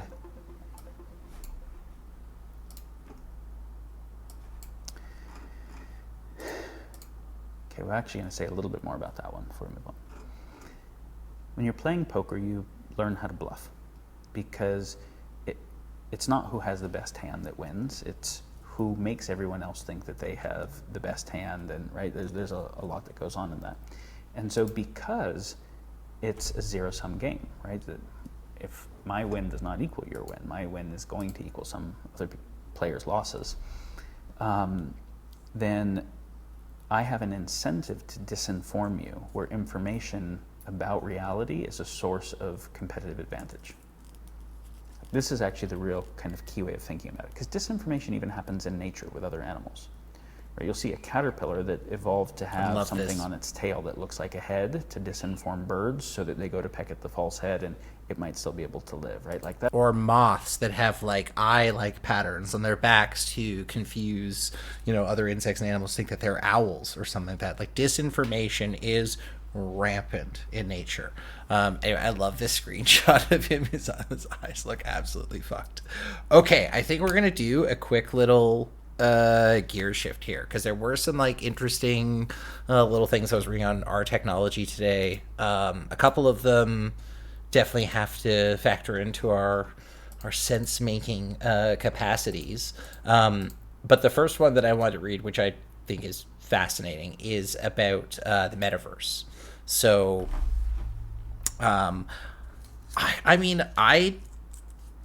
when people say the metaverse, like it doesn't. And when I say this, it doesn't make sense to me, because it's just like, it's based. Okay, so it's like what? It's like a website in the VR thing. Like it's kind of like NFTs. It's all a bunch of bullshit. But anyway, so Intel recently apparently was trying to, give Meta a little bit of a reality check in terms of like the amount of computing power that will be required to power said metaverse. So we'll dive in here. Intel made its first statement on the metaverse on Tuesday. Its first public acknowledgement that the sometimes nebulous future of computing, which promises an always connected virtual world that exists in parallel with our physical one. But while the chip company is bullish on the possibilities of the metaverse in abstract, Intel raises a key issue with realizing any metaverse ambitions. There's not nearly enough processing power to go around. So the metaverse may be the next major platform in computing after the World Wide Web and mobile. A senior vice president, the head of Intel's Accelerated Computing Systems and Graphics Group. But Kaduri quickly pours cold water on the idea that the metaverse is right around the corner. On computing, storage, and networking infrastructure today is simply not enough to enable this vision, he writes. Crucially, Kaduri even doesn't even think we're close. He says that 1,000 times increase in power is needed over our current computing capacity. That's saying something, because I mean, I am fairly blown away. What I will say is the VR headset is super flashy. It's super cool. The graphics are okay, but I definitely can see, like, you can only scale that up until like the battery requirements or the just like the heat alone of the CPU becomes a serious issue. So yeah, I don't know how far like VR technology is going to evolve without it becoming again like super cumbersome and need to be something that's like heavy on your head with like wires hanging off of it. Anyway, so a lot of the metaverse hype is built around what you'll do there, be it virtual reality meetings, digital concerts, and of course blockchain and NFT-based integrations. And there's plenty of excitement about the future of virtual augmented reality headsets too, whether it's MetaQuest products, formerly known as Oculus, or Apple's long-rumored headset, which I'm actually very interested to see. I don't think there's been anything new about that recently. But anyway. But the actual building blocks of the metaverse aren't just going to the software and virtual spaces, which, of course, in its own flight, given today's digital worlds, are extremely self-contained, or even the headsets and gadgets people wear to get there. It'll be in the computers and servers that run the vast shared virtual networks that the metaverse posits as the future technology, and it's And it's there that Intel has the biggest reality check. Today's computers are just simply not powerful enough to make those dreams a reality. Not even close. And that's fair. I don't think I need to get too much more into this article, because this peters actually really well into another fun little thing that Microsoft just released recently. So, planet scale AI infrastructure. And this is where some of these, like the applications of like distributed AI computing may be able to blow out some of the gates in terms of our, like what we think the maximum computing capability of our systems really is, by like augmenting AI over that sort of distributed network, being able to get more and more efficiencies out of every clock, if you will. But anyway, so Microsoft has revealed that it operates. It's not even okay. It's operating. It's not even a new thing. Okay, so it operates a planet-scale distributed scheduling service for AI workloads that it is modestly dubbed Singularity. All right, here we go. Sorry, guys. Described in a pre-press paper co-authored by 26 Microsoft employees, Singularity's aim is described at helping the software giant control costs by driving high utilization for deep learning networks. Singularity achieves that goal with what the paper describes as a novel workload-aware scheduler that can transparently pre-emit and elastically scale deep learning workloads to drive high utilization without impacting their correctness or performance across a global fleet of AI accelerators. The paper spends more time on the scheduler than on the Singularity itself, but it does offer some figures to depict the system's architecture. An analysis of the Singularity's performance mentions a test run on NVIDIA DGX2 servers using NVIDIA makes servers? Xeon Platinum, blah, blah, blah, blah, with 2 sockets of 20 cores each, 8 BABA model GPUs, lots of RAM, and networked over InfiniBand. Okay, so with hundreds of thousands of GPUs in the Singularity fleet, plus FPGAs, and possibly other accelerators, Microsoft has at least tens of thousands of such servers. Wow, that's kind of crazy. So I guess the point here is that they want... metaverse spaces totally exist. They're actually, I hate to say it, there's one that I kind of like. It sucks. It's a... I should take you guys into the metaverse sometime in the near future. I'm pretty sure it's actually not that hard to do. Let me just see here. First off, my character is fucking hilarious, but there is a yeah, there's like locations that you can go to in the metaverse, but then on top of that, there is games that you can play. And one of the games is essentially like it's a 3-on-3 like laser tag, and it's pretty fucking fun. Like I was getting really into it. I wish it was more than just a 3-on-3, but here, I'll see if I can stream. How do I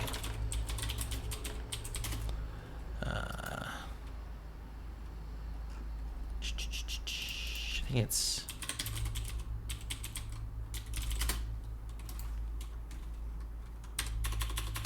well, that's the thing is I am technically signed into Facebook. Like it's the login is there. I just I try to I stay out of it as much as possible. Fuck, what is it? Cast Oculus. Sorry, I just want to look this up really quickly because this could be fun. Oculus casting, log in. Yes. There we go. Yeah, so I can boot it up in a second here, and I can show you. Let's take a look at the metaverse because this is topical. This is what we're here for the tech talks. So my understanding is it will only broadcast, I think, one of the eyes. So you're not going to get like the full panoramic view. It's going to be whatever, like 4:3 scaling. But anyway, bear with me here while I get hooked up. I was recently playing, fuck man, this game, Trover Saves the Universe. I honestly cannot recommend it enough. It's really great. Oh my god, what's happening right now? I think it needs a reboot. I will say that like the casting on this is like very straightforward. It's super easy to like share content, to like take clips. Like that's kind of what blew me away about the Oculus out of the gate. I'm like, wow, this is really fucking like easy to use and intuitive. And I mean, there's been a couple of moments when I've freaked out, but anyway, Justin Roiland has made Trover Saves the Universe as well as like a Rick and Morty game, and they're so much fun. They're just really, really great. All right, so let me just set up my cast here for you guys. Just gotta let the old thing boot up. It's fascinating that this is all done also on a mobile processor. It's like I think it's equivalent to what's in most phones these days. So I'm gonna do this, and then confirm, and then switch to stationary, confirm, sick, and then I should be able to cast, sharing, cast, computer, next, go to Oculus casting, done. All right, cool, nice. You can see what I can see. That's kind of neat, right? All right, let's make that a full screen guy, and I'll give you guys this. This. Let's go to Horizon Worlds, the metaverse. This is it. It's kind of cool, right? This is neat, going in the virtual world. I feel like a dork wearing this thing, guys. I love it. I can't wait to show you my avatar. I think it's pretty great. It's a pretty great avatar. Oops.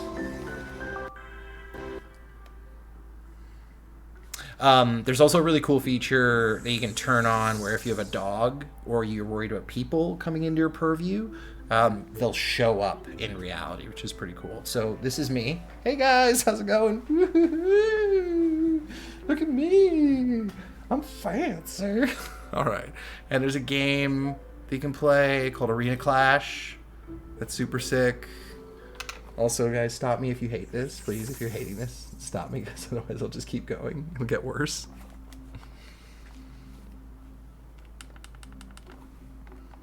Another thing I think I can do for you is this. It's, I don't think it's a shirt. I think that's what they call a blouse, to be honest with you. I believe that's a blouse. Okay.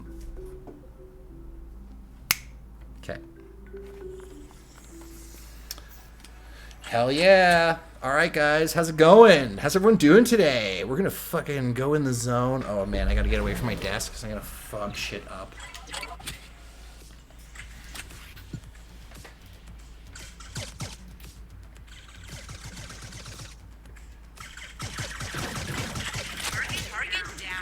you're lucky your fucking teammate is there. No, you're lucky you're dead, kid. You're lucky you're dead because I'd kill you again if you weren't.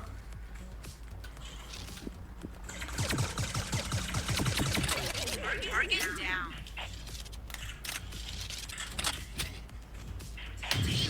Down. To be continued. Anyway, it's super fun. It's a really stupid game where you just go around and you shoot people in the face. It's great. That's great. So this is Horizon Worlds. Welcome. And then if I'm feeling like I want to get into my private space, I just get in the safe zone.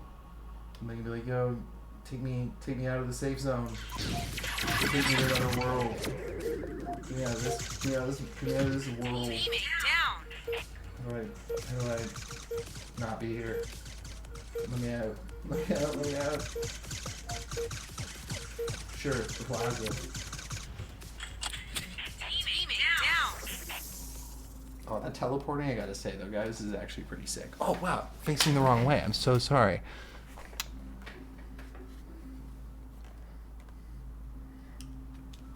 It's, you really get lost in it. It truly is like a fucking experience. And, oh man, I gotta show you guys Trover real quick.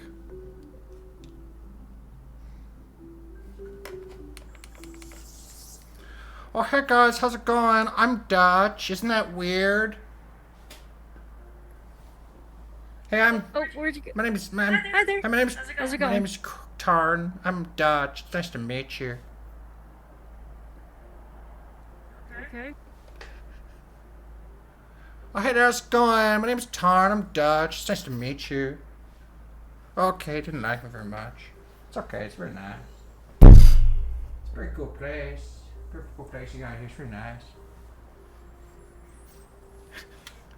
Okay, let's get the fuck out of here. Getting weird. Anyway, it is a yeah. So that's literally the metaverse. What you just saw there is pretty much like the totality of the metaverse. There is way better stuff though than that. Like, I'll show you Trover Saves the Universe because it's fucking hilarious. Like, it's just such a fun. It's literally playing it one night. Oh yeah, no. If you're having meetings in what I was just showing you, like, you're really doing it wrong, in my opinion. What I was gonna say is that this game is just. I was up one night. It's very late. I was very tired. Like, my eyes were. You know when you're so tired, your eyes are very heavy, and I could not stop playing it. It's like this game's really well made. I'll subject you guys to it for like 2 or 3 minutes, and then we'll move on with more science and tech, because... Okay. Oh, hey, look who's back. Go ahead and open the menu if you want to know what we're up to. So, I control Trover. That's Trover. I'm a chair Orpian, which means I sit in a chair. So that's my deal, is I sit in a chair. And I can move up and down, and I can get Trover to jump around, and he can do things for me. So the idea is I get him to...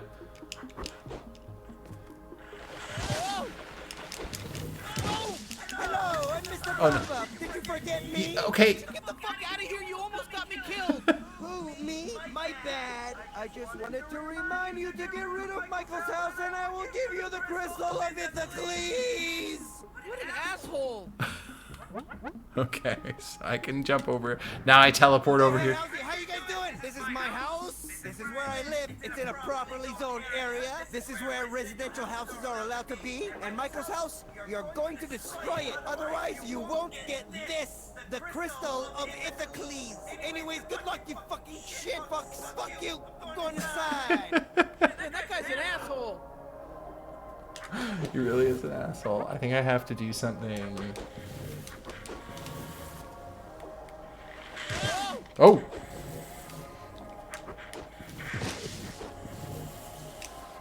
Okay. Oh, you gotta get these little babies. He really likes it when you get these. You just done got another green power, baby. Ching! Somebody give me a money dollar. You were saying earlier how...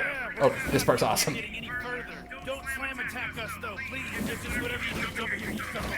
Shit, that's how you knock people off fucking wretches. Like... It's great, right? Like it's fucking it's a pretty fucking great game, right? Just absolutely hilarious. Oh yeah, I gotta get one of these things. I get the baby. Earlier he's like, I get really high off these. You're getting me so fucking high right now. This is great. Oh shit. Oh man. Jesus Christ, this looks like it's gonna be tricky. Grant. Oh, well shit, that worked. Good job.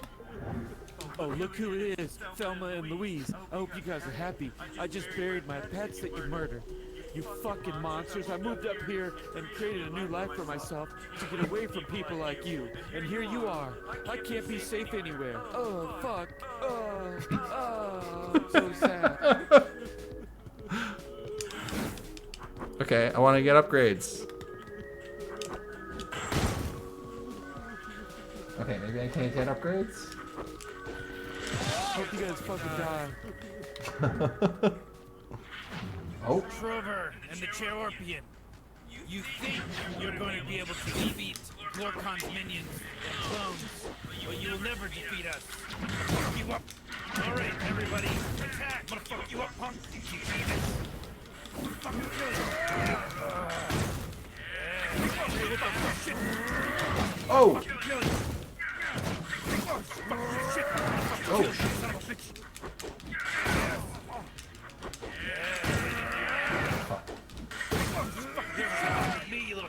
Oh no! He died!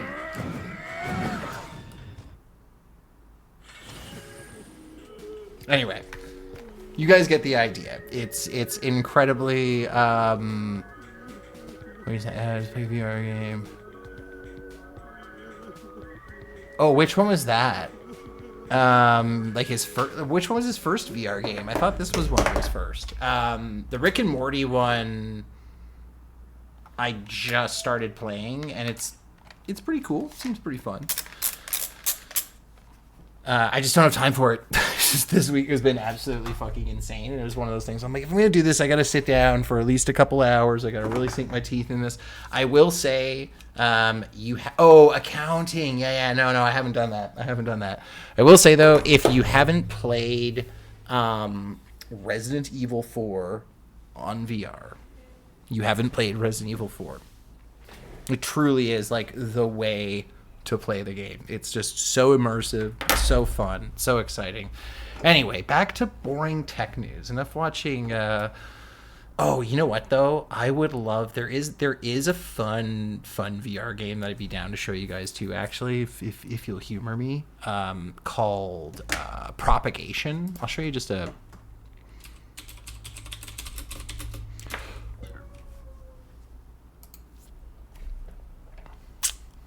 So the concept of propagation is pretty straightforward. You just, you're in one spot, like you're stationary, and you're just 360ing around as like zombies are coming at you progressively more and more. And you only have 2 guns, and they're kind of annoying as hell. Like that was the one thing that I didn't like about it, is like the pistol's really slow. There's no like upgrade system. You have a shotgun, but like the ammo reload is kind of fucked. I'll definitely show you guys. Here's some gameplay.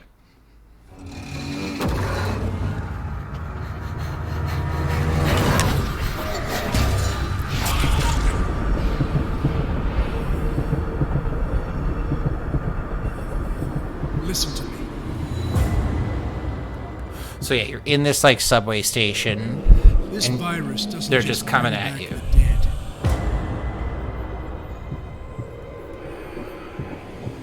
The lab discovered some cases of mutations. I found it very creepy. Like it was I was scared. The spiders. I like nope. It was a no, hard no. Can't stay here.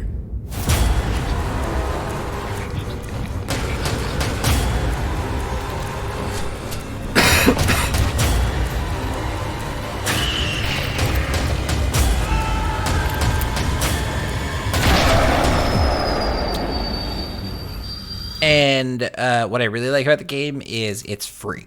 It is 100% free on VR. However, if you want to play the multiplayer co-op, you gotta buy it, which is a very, very clever move. The only thing is I don't have any, like, I mean, I don't have a lot of friends who have VR, and yeah, we got those of you who do, we need to start playing a little bit more. But it's free. It's like super straightforward. I'll whip it up in a second over Airlink, which makes it like pretty easy to stream. The quality will suck for me, but that doesn't really matter. Super fun. Back into nerdy tech shit, and then we might finish off with some late night gaming. I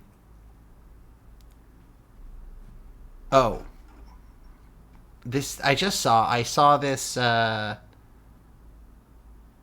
this article randomly, and I thought about actually, I don't even want to get in this one. This isn't the one I wanted. Yeah, here we go. This is an interesting one.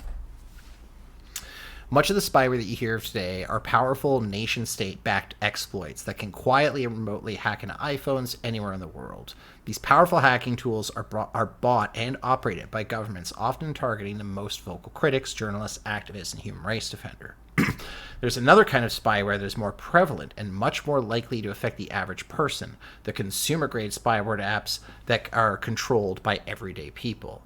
Consumer-grade spyware is often sold under the guise of child monitoring software, but also goes in the term stalkerware for its ability to track and monitor other people or spouses without their consent.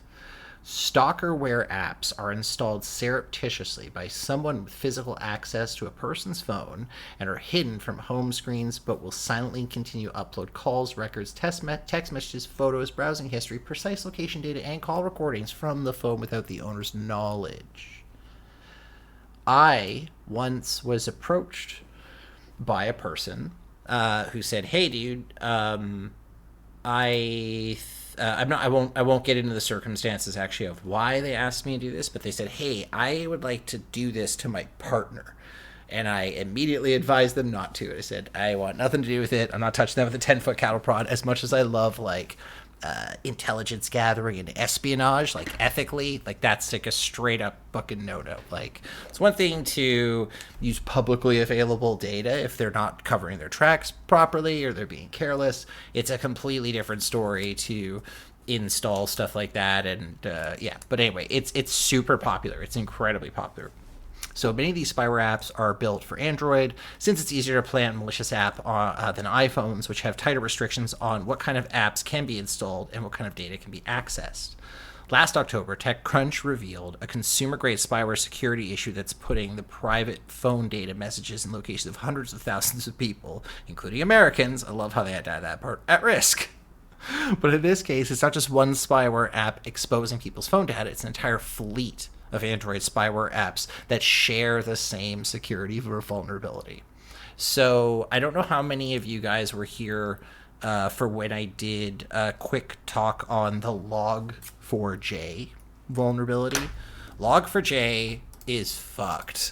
And 4j.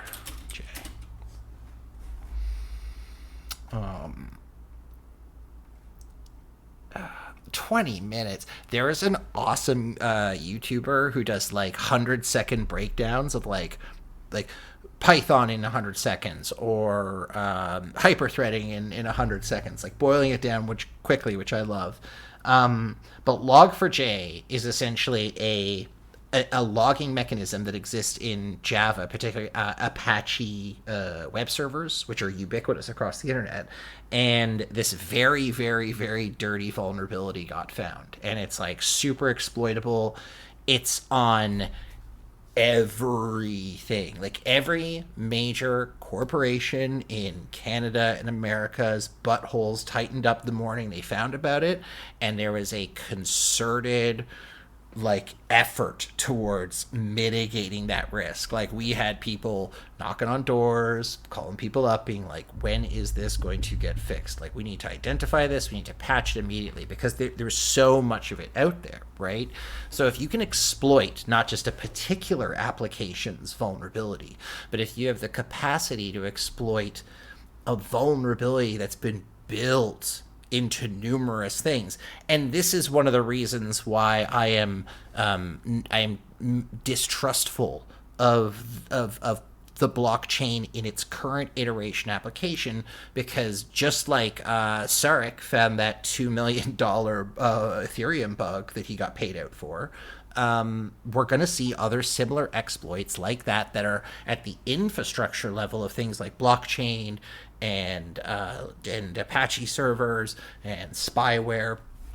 And that's the really scary part, right? When people are reusing, and I'm bastardizing this terminology to a certain extent, when people are reusing functions and pieces of code and particular snippets of like we're going to use this module and we're going to reference this off Git, as soon as one of those things that's ubiquitous across the chain gets exploited, there is no compartmentalization, right? There's no way to like, oh, we'll just seal the blast doors and that'll keep them out. It's like, there are no blast doors. It was the blast door. Like, they've literally turned the blast door on us, which is a huge problem. So anyway, yeah, this is interesting. So last October, TechCrunch revealed consumer-grade spyware, blah, blah, blah, blah. But in this case, it's not just one spyware app. They first discovered the vulnerability as part of a wider exploration of consumer-grade spyware. The vulnerability is simple. What makes it so damaging, allowing near unfettered remote access to a device data. But efforts to privately disclose the security flaw to prevent it from being misused by nefarious actors have been met with silence from both behind the operation, from Cadero, the web company that hosts the spyware operations backend server infrastructure, right? So I'm gonna try and Richard Feynman this a little bit. I'm gonna try and make this simple but not simpler. If anyone has any experience with Linux at all, there is. So when I run a terminal right now, and I want to run some command, and again, I'm not great at Linux, so what I'm saying, there could be a better way of doing it or a better way of explaining it, but this is one of the ways that I understand it, is if you want to run an application like as what they call root or as the administrator, you do what's called a sudo, right? And then you'd sudo python 3, and then you would do whatever your command is, okay? The reason why Android is I guess more exploitable than at least Apple's infrastructure is because it's a lot easier to get root access to Android infrastructure, like in Android's underlying operating system. It doesn't necessarily even require, like back in the day, there was the concept of like rooting a phone, and you can still do that, but there are now even sneakier ways for it to do permission elevation and get root access. So again, if it's something that, if it's an exploit that has root, you're fucked. Like there is unfettered access to anything on the phone, any log. And when you see like the actual like data that a phone spits out, and you can like kind of visualize the amount of geopositional data, just like all kinds of weird metrics on your typing and all these other things. It's wild. It's wild how much information anyone could get off of your device. So, I mean, obviously it's great if you want to spy on someone and they install literal spyware on their phone. But then if you can exploit that entire fleet of people, who are already in a weird, vulnerable position, you could do all kinds of crazy shit like that. Like you could blackmail people, and this is something, not to go on like a fucking full-fledged Mark rant here, but there is a legitimate epidemic of sexual exploitation, like sexual blackmail that is occurring on a daily basis where hackers are gaining access, and it's men and women. Like, it's like, I think women are still like definitely disproportionately targeted. There's no doubt about that, but there is definitely exploitation on both sides. And so, and a lot of it goes unreported, right? People they're in a situation where they're ashamed and they either pay the people out, they want the situation to just go away. And I can totally empathize with that, like that feeling of just like, I just don't want this in my life, right? I don't want to deal with this, right? So anyway. Yeah, it's a huge problem. So not only do you have like devices and stuff that are vulnerable, but you have people maliciously installing shit on your phone that is like twice as vulnerable. And so yeah, it's wild that first off, like, companies like this can exist. And I'm just reading the headers here, and it's like, of course they don't seem to exist. They're all probably like, you know, shell companies that there are no real board of directors. There is essentially just enough paperwork to get a bank account together and for someone to be able to draw from it. And a lot of these companies operate in the shadows. And I'll say too that the iOS market, in terms of their, like, what they allow for apps, is a little bit tighter than Android. I feel like a lot more bullshit gets through on the Android market than Apple. But anyway, fuck, that's wild.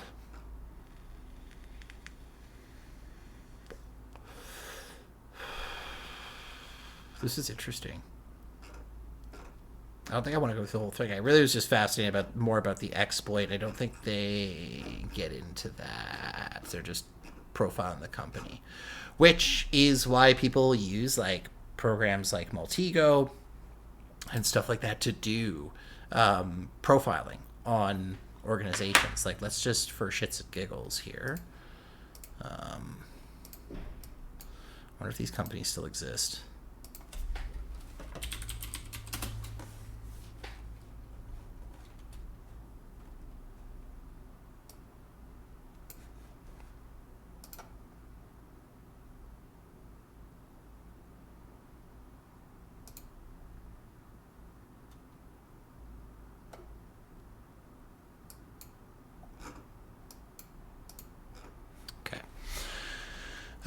Let's open an existing graph. We're doing some fun stuff with our Canada Unity friends. Friends at Canada Unity. Friends of the show. Canada Unity, by the way. Not. Domain. Let's do a domain lookup.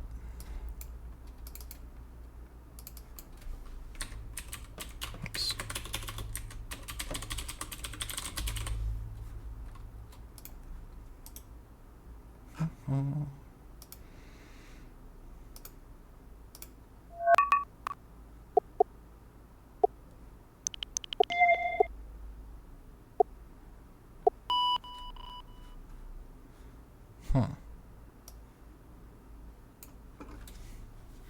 Wow, results. 1Byte software.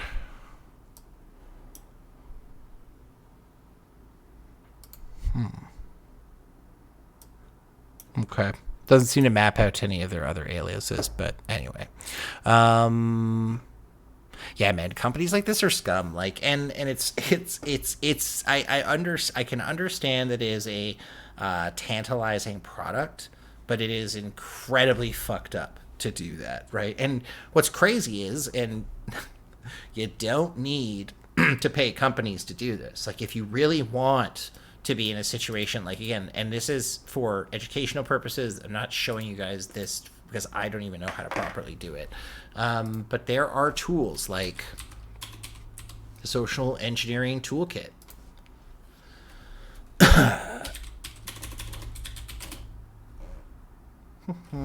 Right, where I can say, I want to do a social engineering attack, and I'd like to do an infectious, create a payload and listener, right? So let's do a payload and listener. What options does that give? So Windows shell reverse, spawn a command shell on victim, send back. So you get to pick what type. So let's just select one for shits and giggles.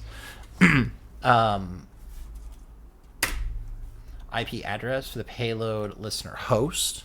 So that would be whatever the IP address of this virtual machine is, which I don't know. I don't think ipconfig is a command.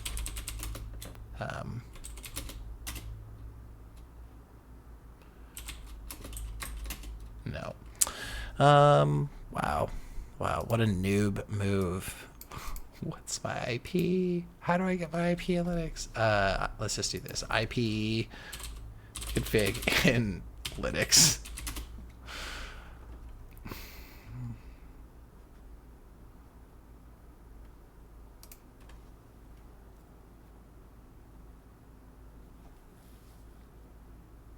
Okay. Okay, just tell me how to use it. IPA? Great. That's all I need to know. Thank you for that. Sorry, guys. I'm probably... IF config. Fuck. Thank you. God damn it.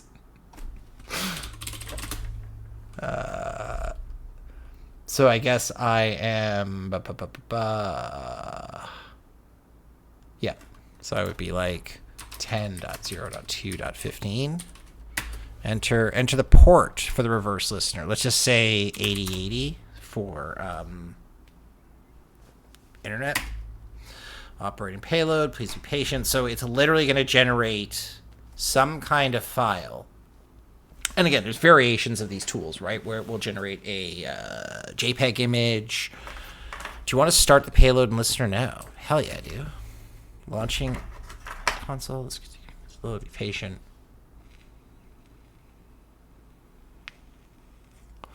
Processing root/set meta configure ERB directives, resource payload, Windows shell, reverse TCP/IP. There's the host, there's the blah blah blah blah. Exploit running in background job 0. Exploit was completed, but no session was created. Start reverse TCP handler. So I guess now it's running. And again, because I'm an idiot and I don't actually know what I'm doing, if I can navigate to where this file is, I would essentially be able to take that and launch it on the target, and that Bob's your uncle. I think I showed you guys before also how it's really easy to scrape login websites. So, for example, if you know McMaster University student login.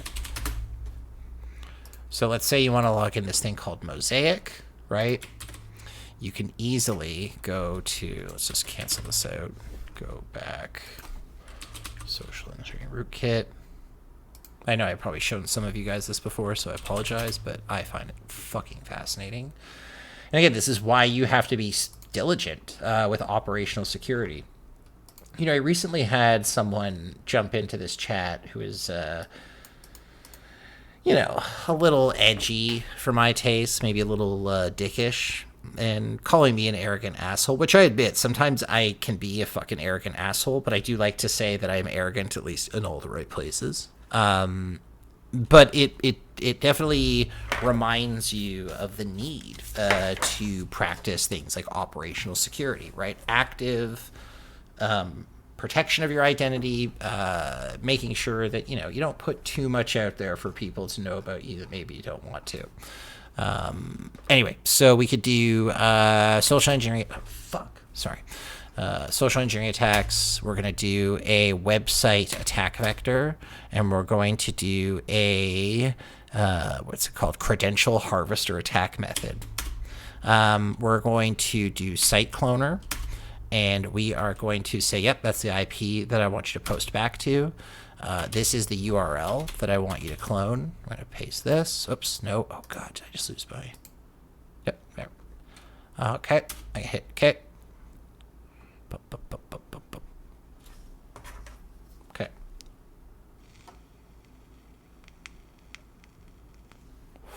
That's it. It's done.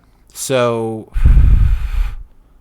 again... I would navigate myself to wherever that file is. I would essentially be able to point them. I would set up my own web server with that page, direct that person to it. They would enter in credentials, and those credentials would then get bumped back to me. So there are all kinds of interesting ways that you can exploit different tools to, whether it is like get credentials, get information on someone. It's super fascinating stuff, and this is something that I'm just like slowly learning more and more about. And there's lots of really great like free resources on things like Maltego, all of these different applications. What I will say is that a lot of those online resources will only take you so far, right? You'll get to a point where you either need to start pursuing some of this stuff, like either in a like a professional educational setting, or you need to get into a community of people who are active in like not just learning about this stuff, but also like educating each other, right?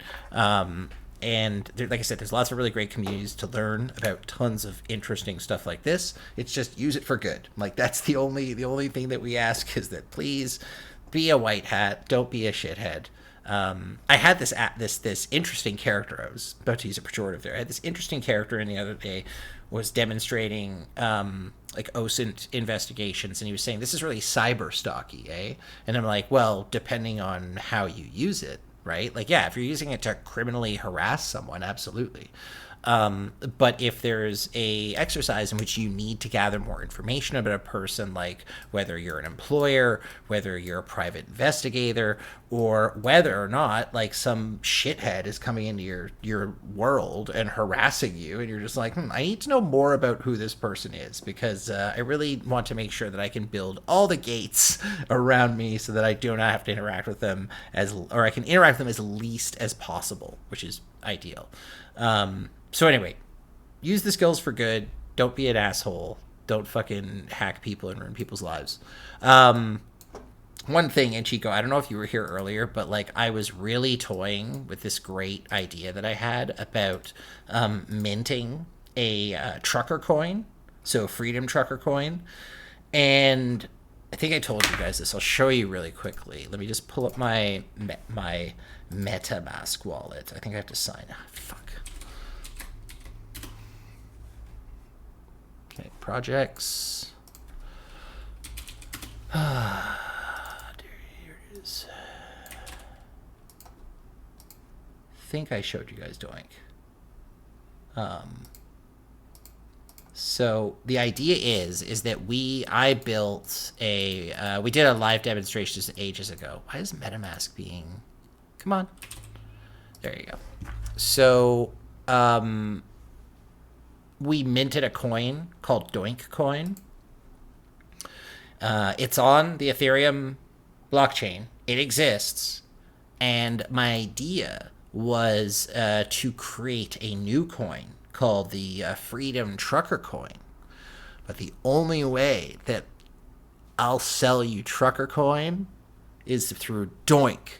So they have to pay the Doink wallet, real Ethereum, in which they get back 1 Doink, and they can buy some amount of Trucker coin with that Doink. So we have to come up with some proportional relationship, but you can see I made like 69 billion or something like that and gave a little bit out to some folks. What's super fun, and I'll actually demonstrate for you guys how this works if you're interested. And even if you're not interested, I think I'm still going to do it anyway. I apologize. But I'm going to show you how easy it is to create like a token, like a tokenized coin that you can share with people. How that coin inherits any value or gets on the exchanges, I have no idea. I'm not interested in even finding that out, to be honest with you. But the idea of just being able to mint something is kind of fun. So we're going to need a couple things to do this right off the bat, okay? We're going to need MetaMask, which, by the way, is probably, I've heard is not great because one of the challenges with MetaMask is it is a large point of failure. Like, it's super easy to use. It's great as a product. But in that Line Goes Up video, he mentioned that it's a pretty big point of failure for all the information that it has on you and all your wallet data. So in MetaMask, you have the option of being on what they call the Ethereum mainnet, which is the real live bank. It's essentially the real live ledger. And then they have test networks that are available to you. If you want to do testing, if you want to, try minting a coin, see what that looks like, blah, blah, blah, blah. So that's what we're going to do. We're going to jump on the test network real quick.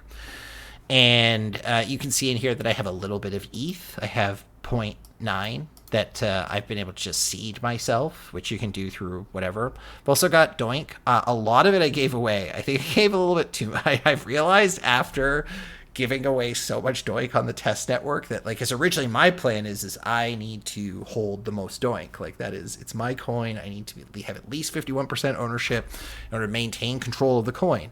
But I got so drunk on the excitement of handing it out to friends that I may have diluted my share to a pretty bad point. But thankfully, it's on the test network, so it doesn't really exist. So in real life, I actually have the most Doink. I think I gave just shy of 1 billion of it away to someone, and we could look it up on the chain, but I can't remember who it was. Anyway, go to the test network, We're gonna need a couple things too. We're also gonna need to set up the what's it called? Ethereum ID. So Remix ID. That's it.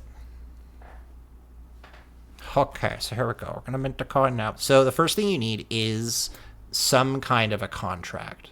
Okay, so you can get a template for the token contract essentially. And I don't know, for anyone who doesn't know code, anytime you see // that means it's been commented out. These are comments in the code. The computer does not interpret any of this. This is literally for human beings to read, to know what the different plunks do. But up here, what we want to do is we want to set up the Freedom Trucker coin. Freedom Trucker coin, the wallet that we need to deploy to is going to be this one here. I'll show you. So we go to here, test network, copy my wallet, paste that in there. That's what it was already deployed to. I already went through and did this, so we're going to make, what is this? Is that, let me just do my sanity. 100,000? That seems like not enough. I think we just need 1 million. Let's make 1 million trucker coin. We're also going to make it so that you can only trade in wholes. We're allowed no decimal places. So no like point. You can only trade 1 truck coin for Freedom Truck coin for another coin. Okay, so this is all just like sort of the standard, quote unquote code. We want to go through and make sure that any of the wallets that should end in 3A. So I believe this one here, this one here. We should keep just going through. Code's good. Code's good. Code's good. Okay, we're gonna save this as. So save as, and then we'll do. We'll call this truck coin. Save. Cool. So from here, in Remix, we can open. So let me just do a open projects doink, and we're gonna. Here it is. Cool. So there's the truck coin. There's all of our information here. Pretty straightforward. It's been a while since I did this, so just bear with me here. So now what we have to do is we have to compile the contract. So we choose our, I think it's just like whatever is default here, I believe. Let me just triple check. Constructor. No, we're going to do 0.6.6 because that's what it says. We're going to match this. Solidity, compiler default, and we're going to compile the code. Okay, done. Then we move on to the next step. And this is where we actually do. So what I want to do is I want this application to interact with my MetaMask wallet. So what I do is I actually go to injected Web3 and MetaMask pops up. Okay, and it's going to say, hey, where do you want to do this, right? I want to connect it to this account here that has this much Ether on the test network. So I'm going to hit next, connect, boom. Okay, so now it's coded. It should code it in my wallet. I'm not going to mess with the gas limit or the way or any of that stuff. And now I am going, oh shit, did I fuck that up? No, I didn't. Hang on. And now I'm going to deploy it. I'm going to deploy Trucker Coin.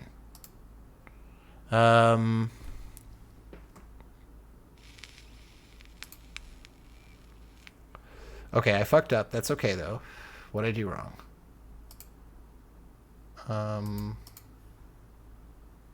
You have no contract instances to interact with. What do you mean? Oh, hold on a second. Okay. Back here. Objective Web 3. Account. Oh, this is why I'm an idiot. I picked the wrong... I didn't pick the truck coin. There we go. Deploy.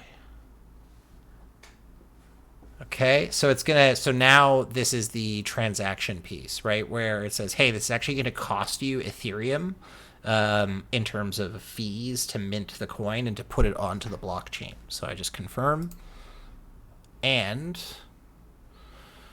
just like that, we have to wait.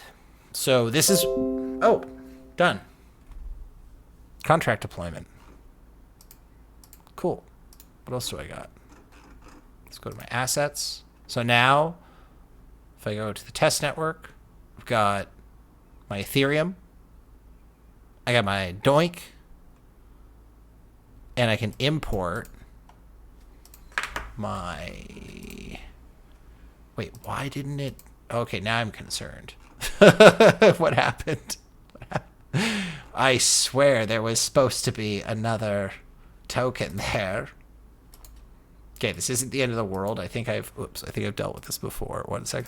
I love it when things go wrong. Anytime any of the IT guys on here like know that sweaty feeling you get into, like, I've pushed that button like a million times beforehand. I don't know what to tell you. We need the... Here it is. So this is the token address. So I should be able to add it. Import tokens. Truck. Okay, so yeah, trucker, add, import. Boom. There you go. Now I've got trucker token. Awesome. So, trucker exists. If any of you guys had a MetaMask wallet and you changed to the Roxen test network, I could send you trucker coin right now. It's not real, but it could be. We could deploy this on the Ethereum blockchain just by changing a couple of settings and pointing it at a real wallet. But to do that, you would actually need money, which I don't have. I don't have any money in my wallet. All my stuff is tied up in Doge, unfortunately. So it is what it is. But yeah, that's how easy it is to create like just a basic tokenized coin, right? And then you can just trade that back and forth as much as you want with friends, with family. You can ascribe whatever value you want to it. But I was thinking it would be hilarious because, like, how hard would it be? Like, I would literally go to Canada Unity. So I would go to this website. And I would just copy it. Like, I would copy basically everything from this website. The graphics, the buttons, all this. I would move it on to a Squarespace or whatever. And then I would just change the text and say, like, you gotta support Doink, or not Doink, you gotta support Trucker Coin.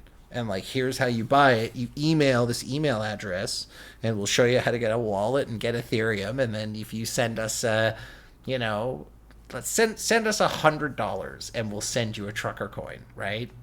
I think it could blow up. I also think it's fraud, so I think I'm not gonna do it, or at least I'm not gonna cop to it on stream.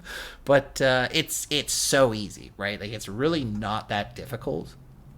It's not outside of most people's technical capacity, and that's why it's so important to, like, be careful about, like, what shit that we're getting ourselves wrapped up into. Right?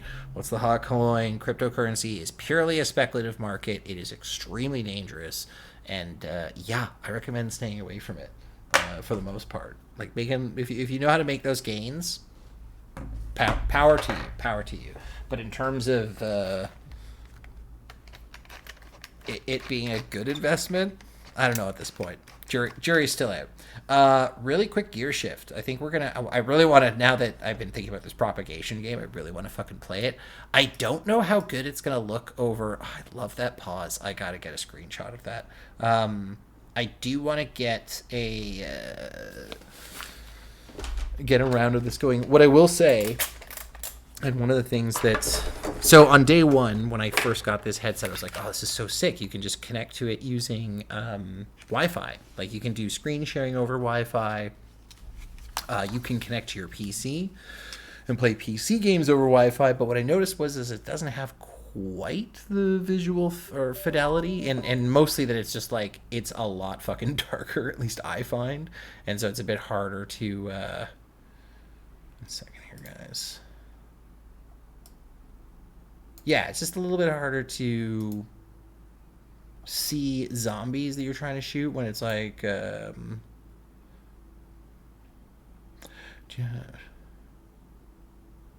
Can't say I do. Cool game, eh? No, I haven't played it yet. Can't say that I've played it. Let's do the Confirmation of the Guardian. This one you guys should be able to see because I'm pretty sure it is a Steam guy. God.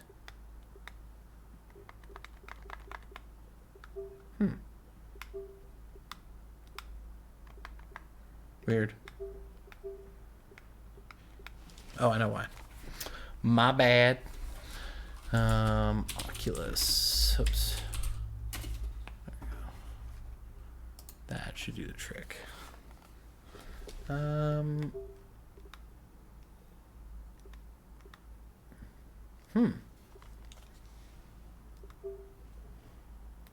That's neat. It's a new one.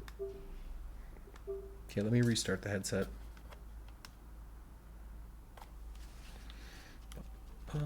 Restart. Tight. I've really been into the Justin Roiland games are great. What else? But Propagation, like the zombie noises were scary. Like it's got a real sense of foreboding. Like it really legitimately creeped me out. As much as Resident Evil 7 is like super fun and has its moments of like abject terror as well. Yeah, I really dug the vibe of this game, and it's cool that it's free, but I'd pay money for like a version of it that has more levels because, again, very exciting, especially the part where you have to actually fight giant spiders. And I don't know about you guys, but like, not the biggest spider fan in the world. Maybe I can't connect to my PC. I wonder if it's going to need a reboot. That would be unfortunate. We can do some quick little troubleshooting. Where are my tech boys at? Tech boys, what do I do? How do you fix broken virtual reality? I guess you'd have to check by...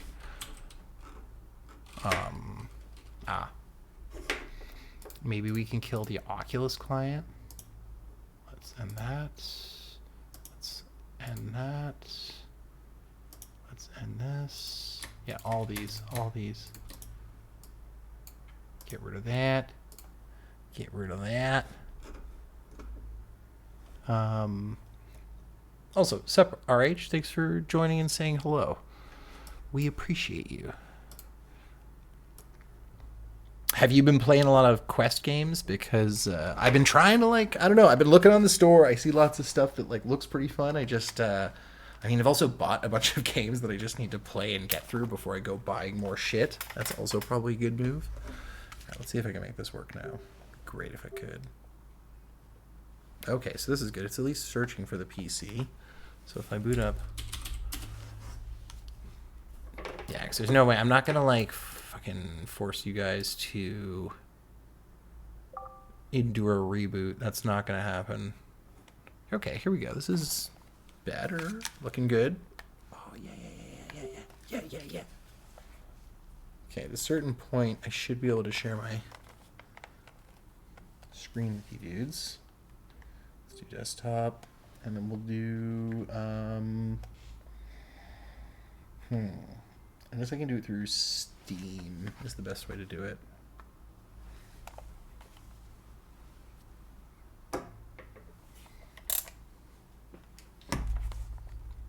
Tight. Very tight.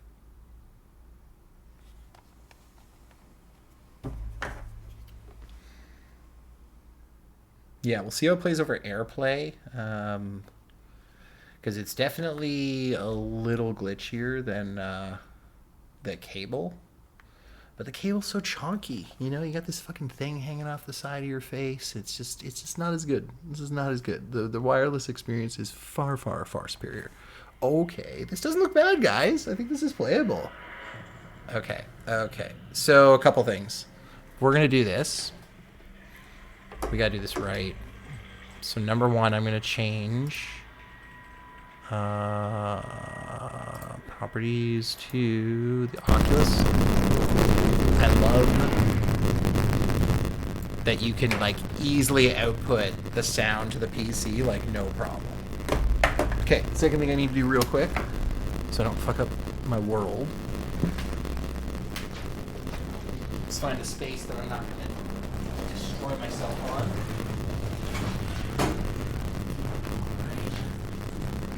This guy. Okay. Get ourselves a, oh, sorry. Let me see if I can fix that. Okay, that should be better. Sorry about that. That was probably brutal. Okay, there we go.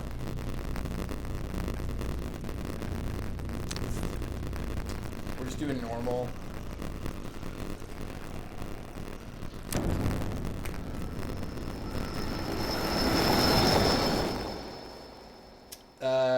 Oslo, is it better now?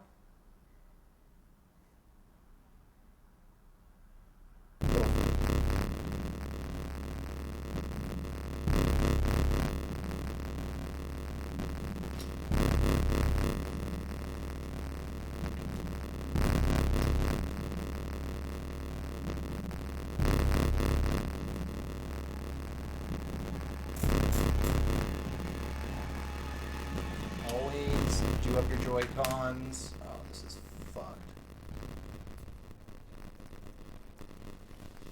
It's surprisingly decent on wireless. Okay.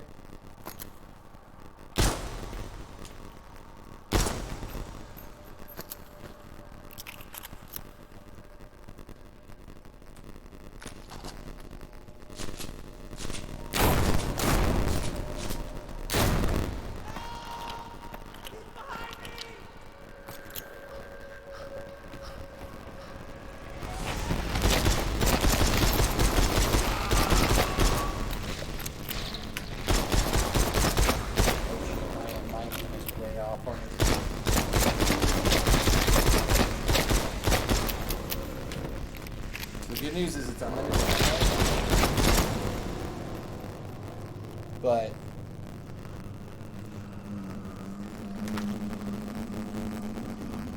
I wonder if it's because weird. Anyway, very sick concept. Oh shit.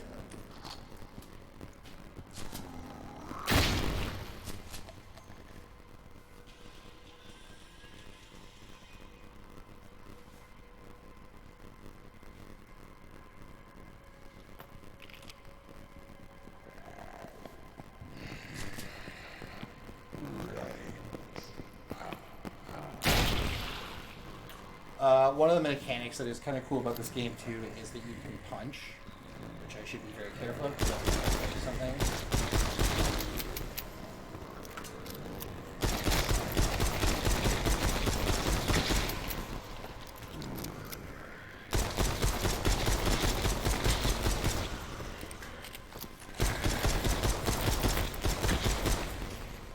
Super fun game. Can't recommend it enough.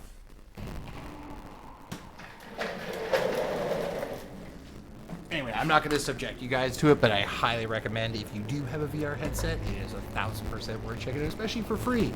And if you do like it and you get into it, hit me up and I'll buy the co-op. We should rip it sometime because I feel like it could be kind of fun, especially the part where you get to giant spiders, and no one wants to fight giant spiders alone. Like having a huge Black Widow jumping on you and punching it off, as visceral and cathartic as that might seem, I feel like sometimes it's something that I could probably do without. All right. you know what, guys? I think on a high note is where I'm going to end it before I start ranting about stupid things and losing my train of thought.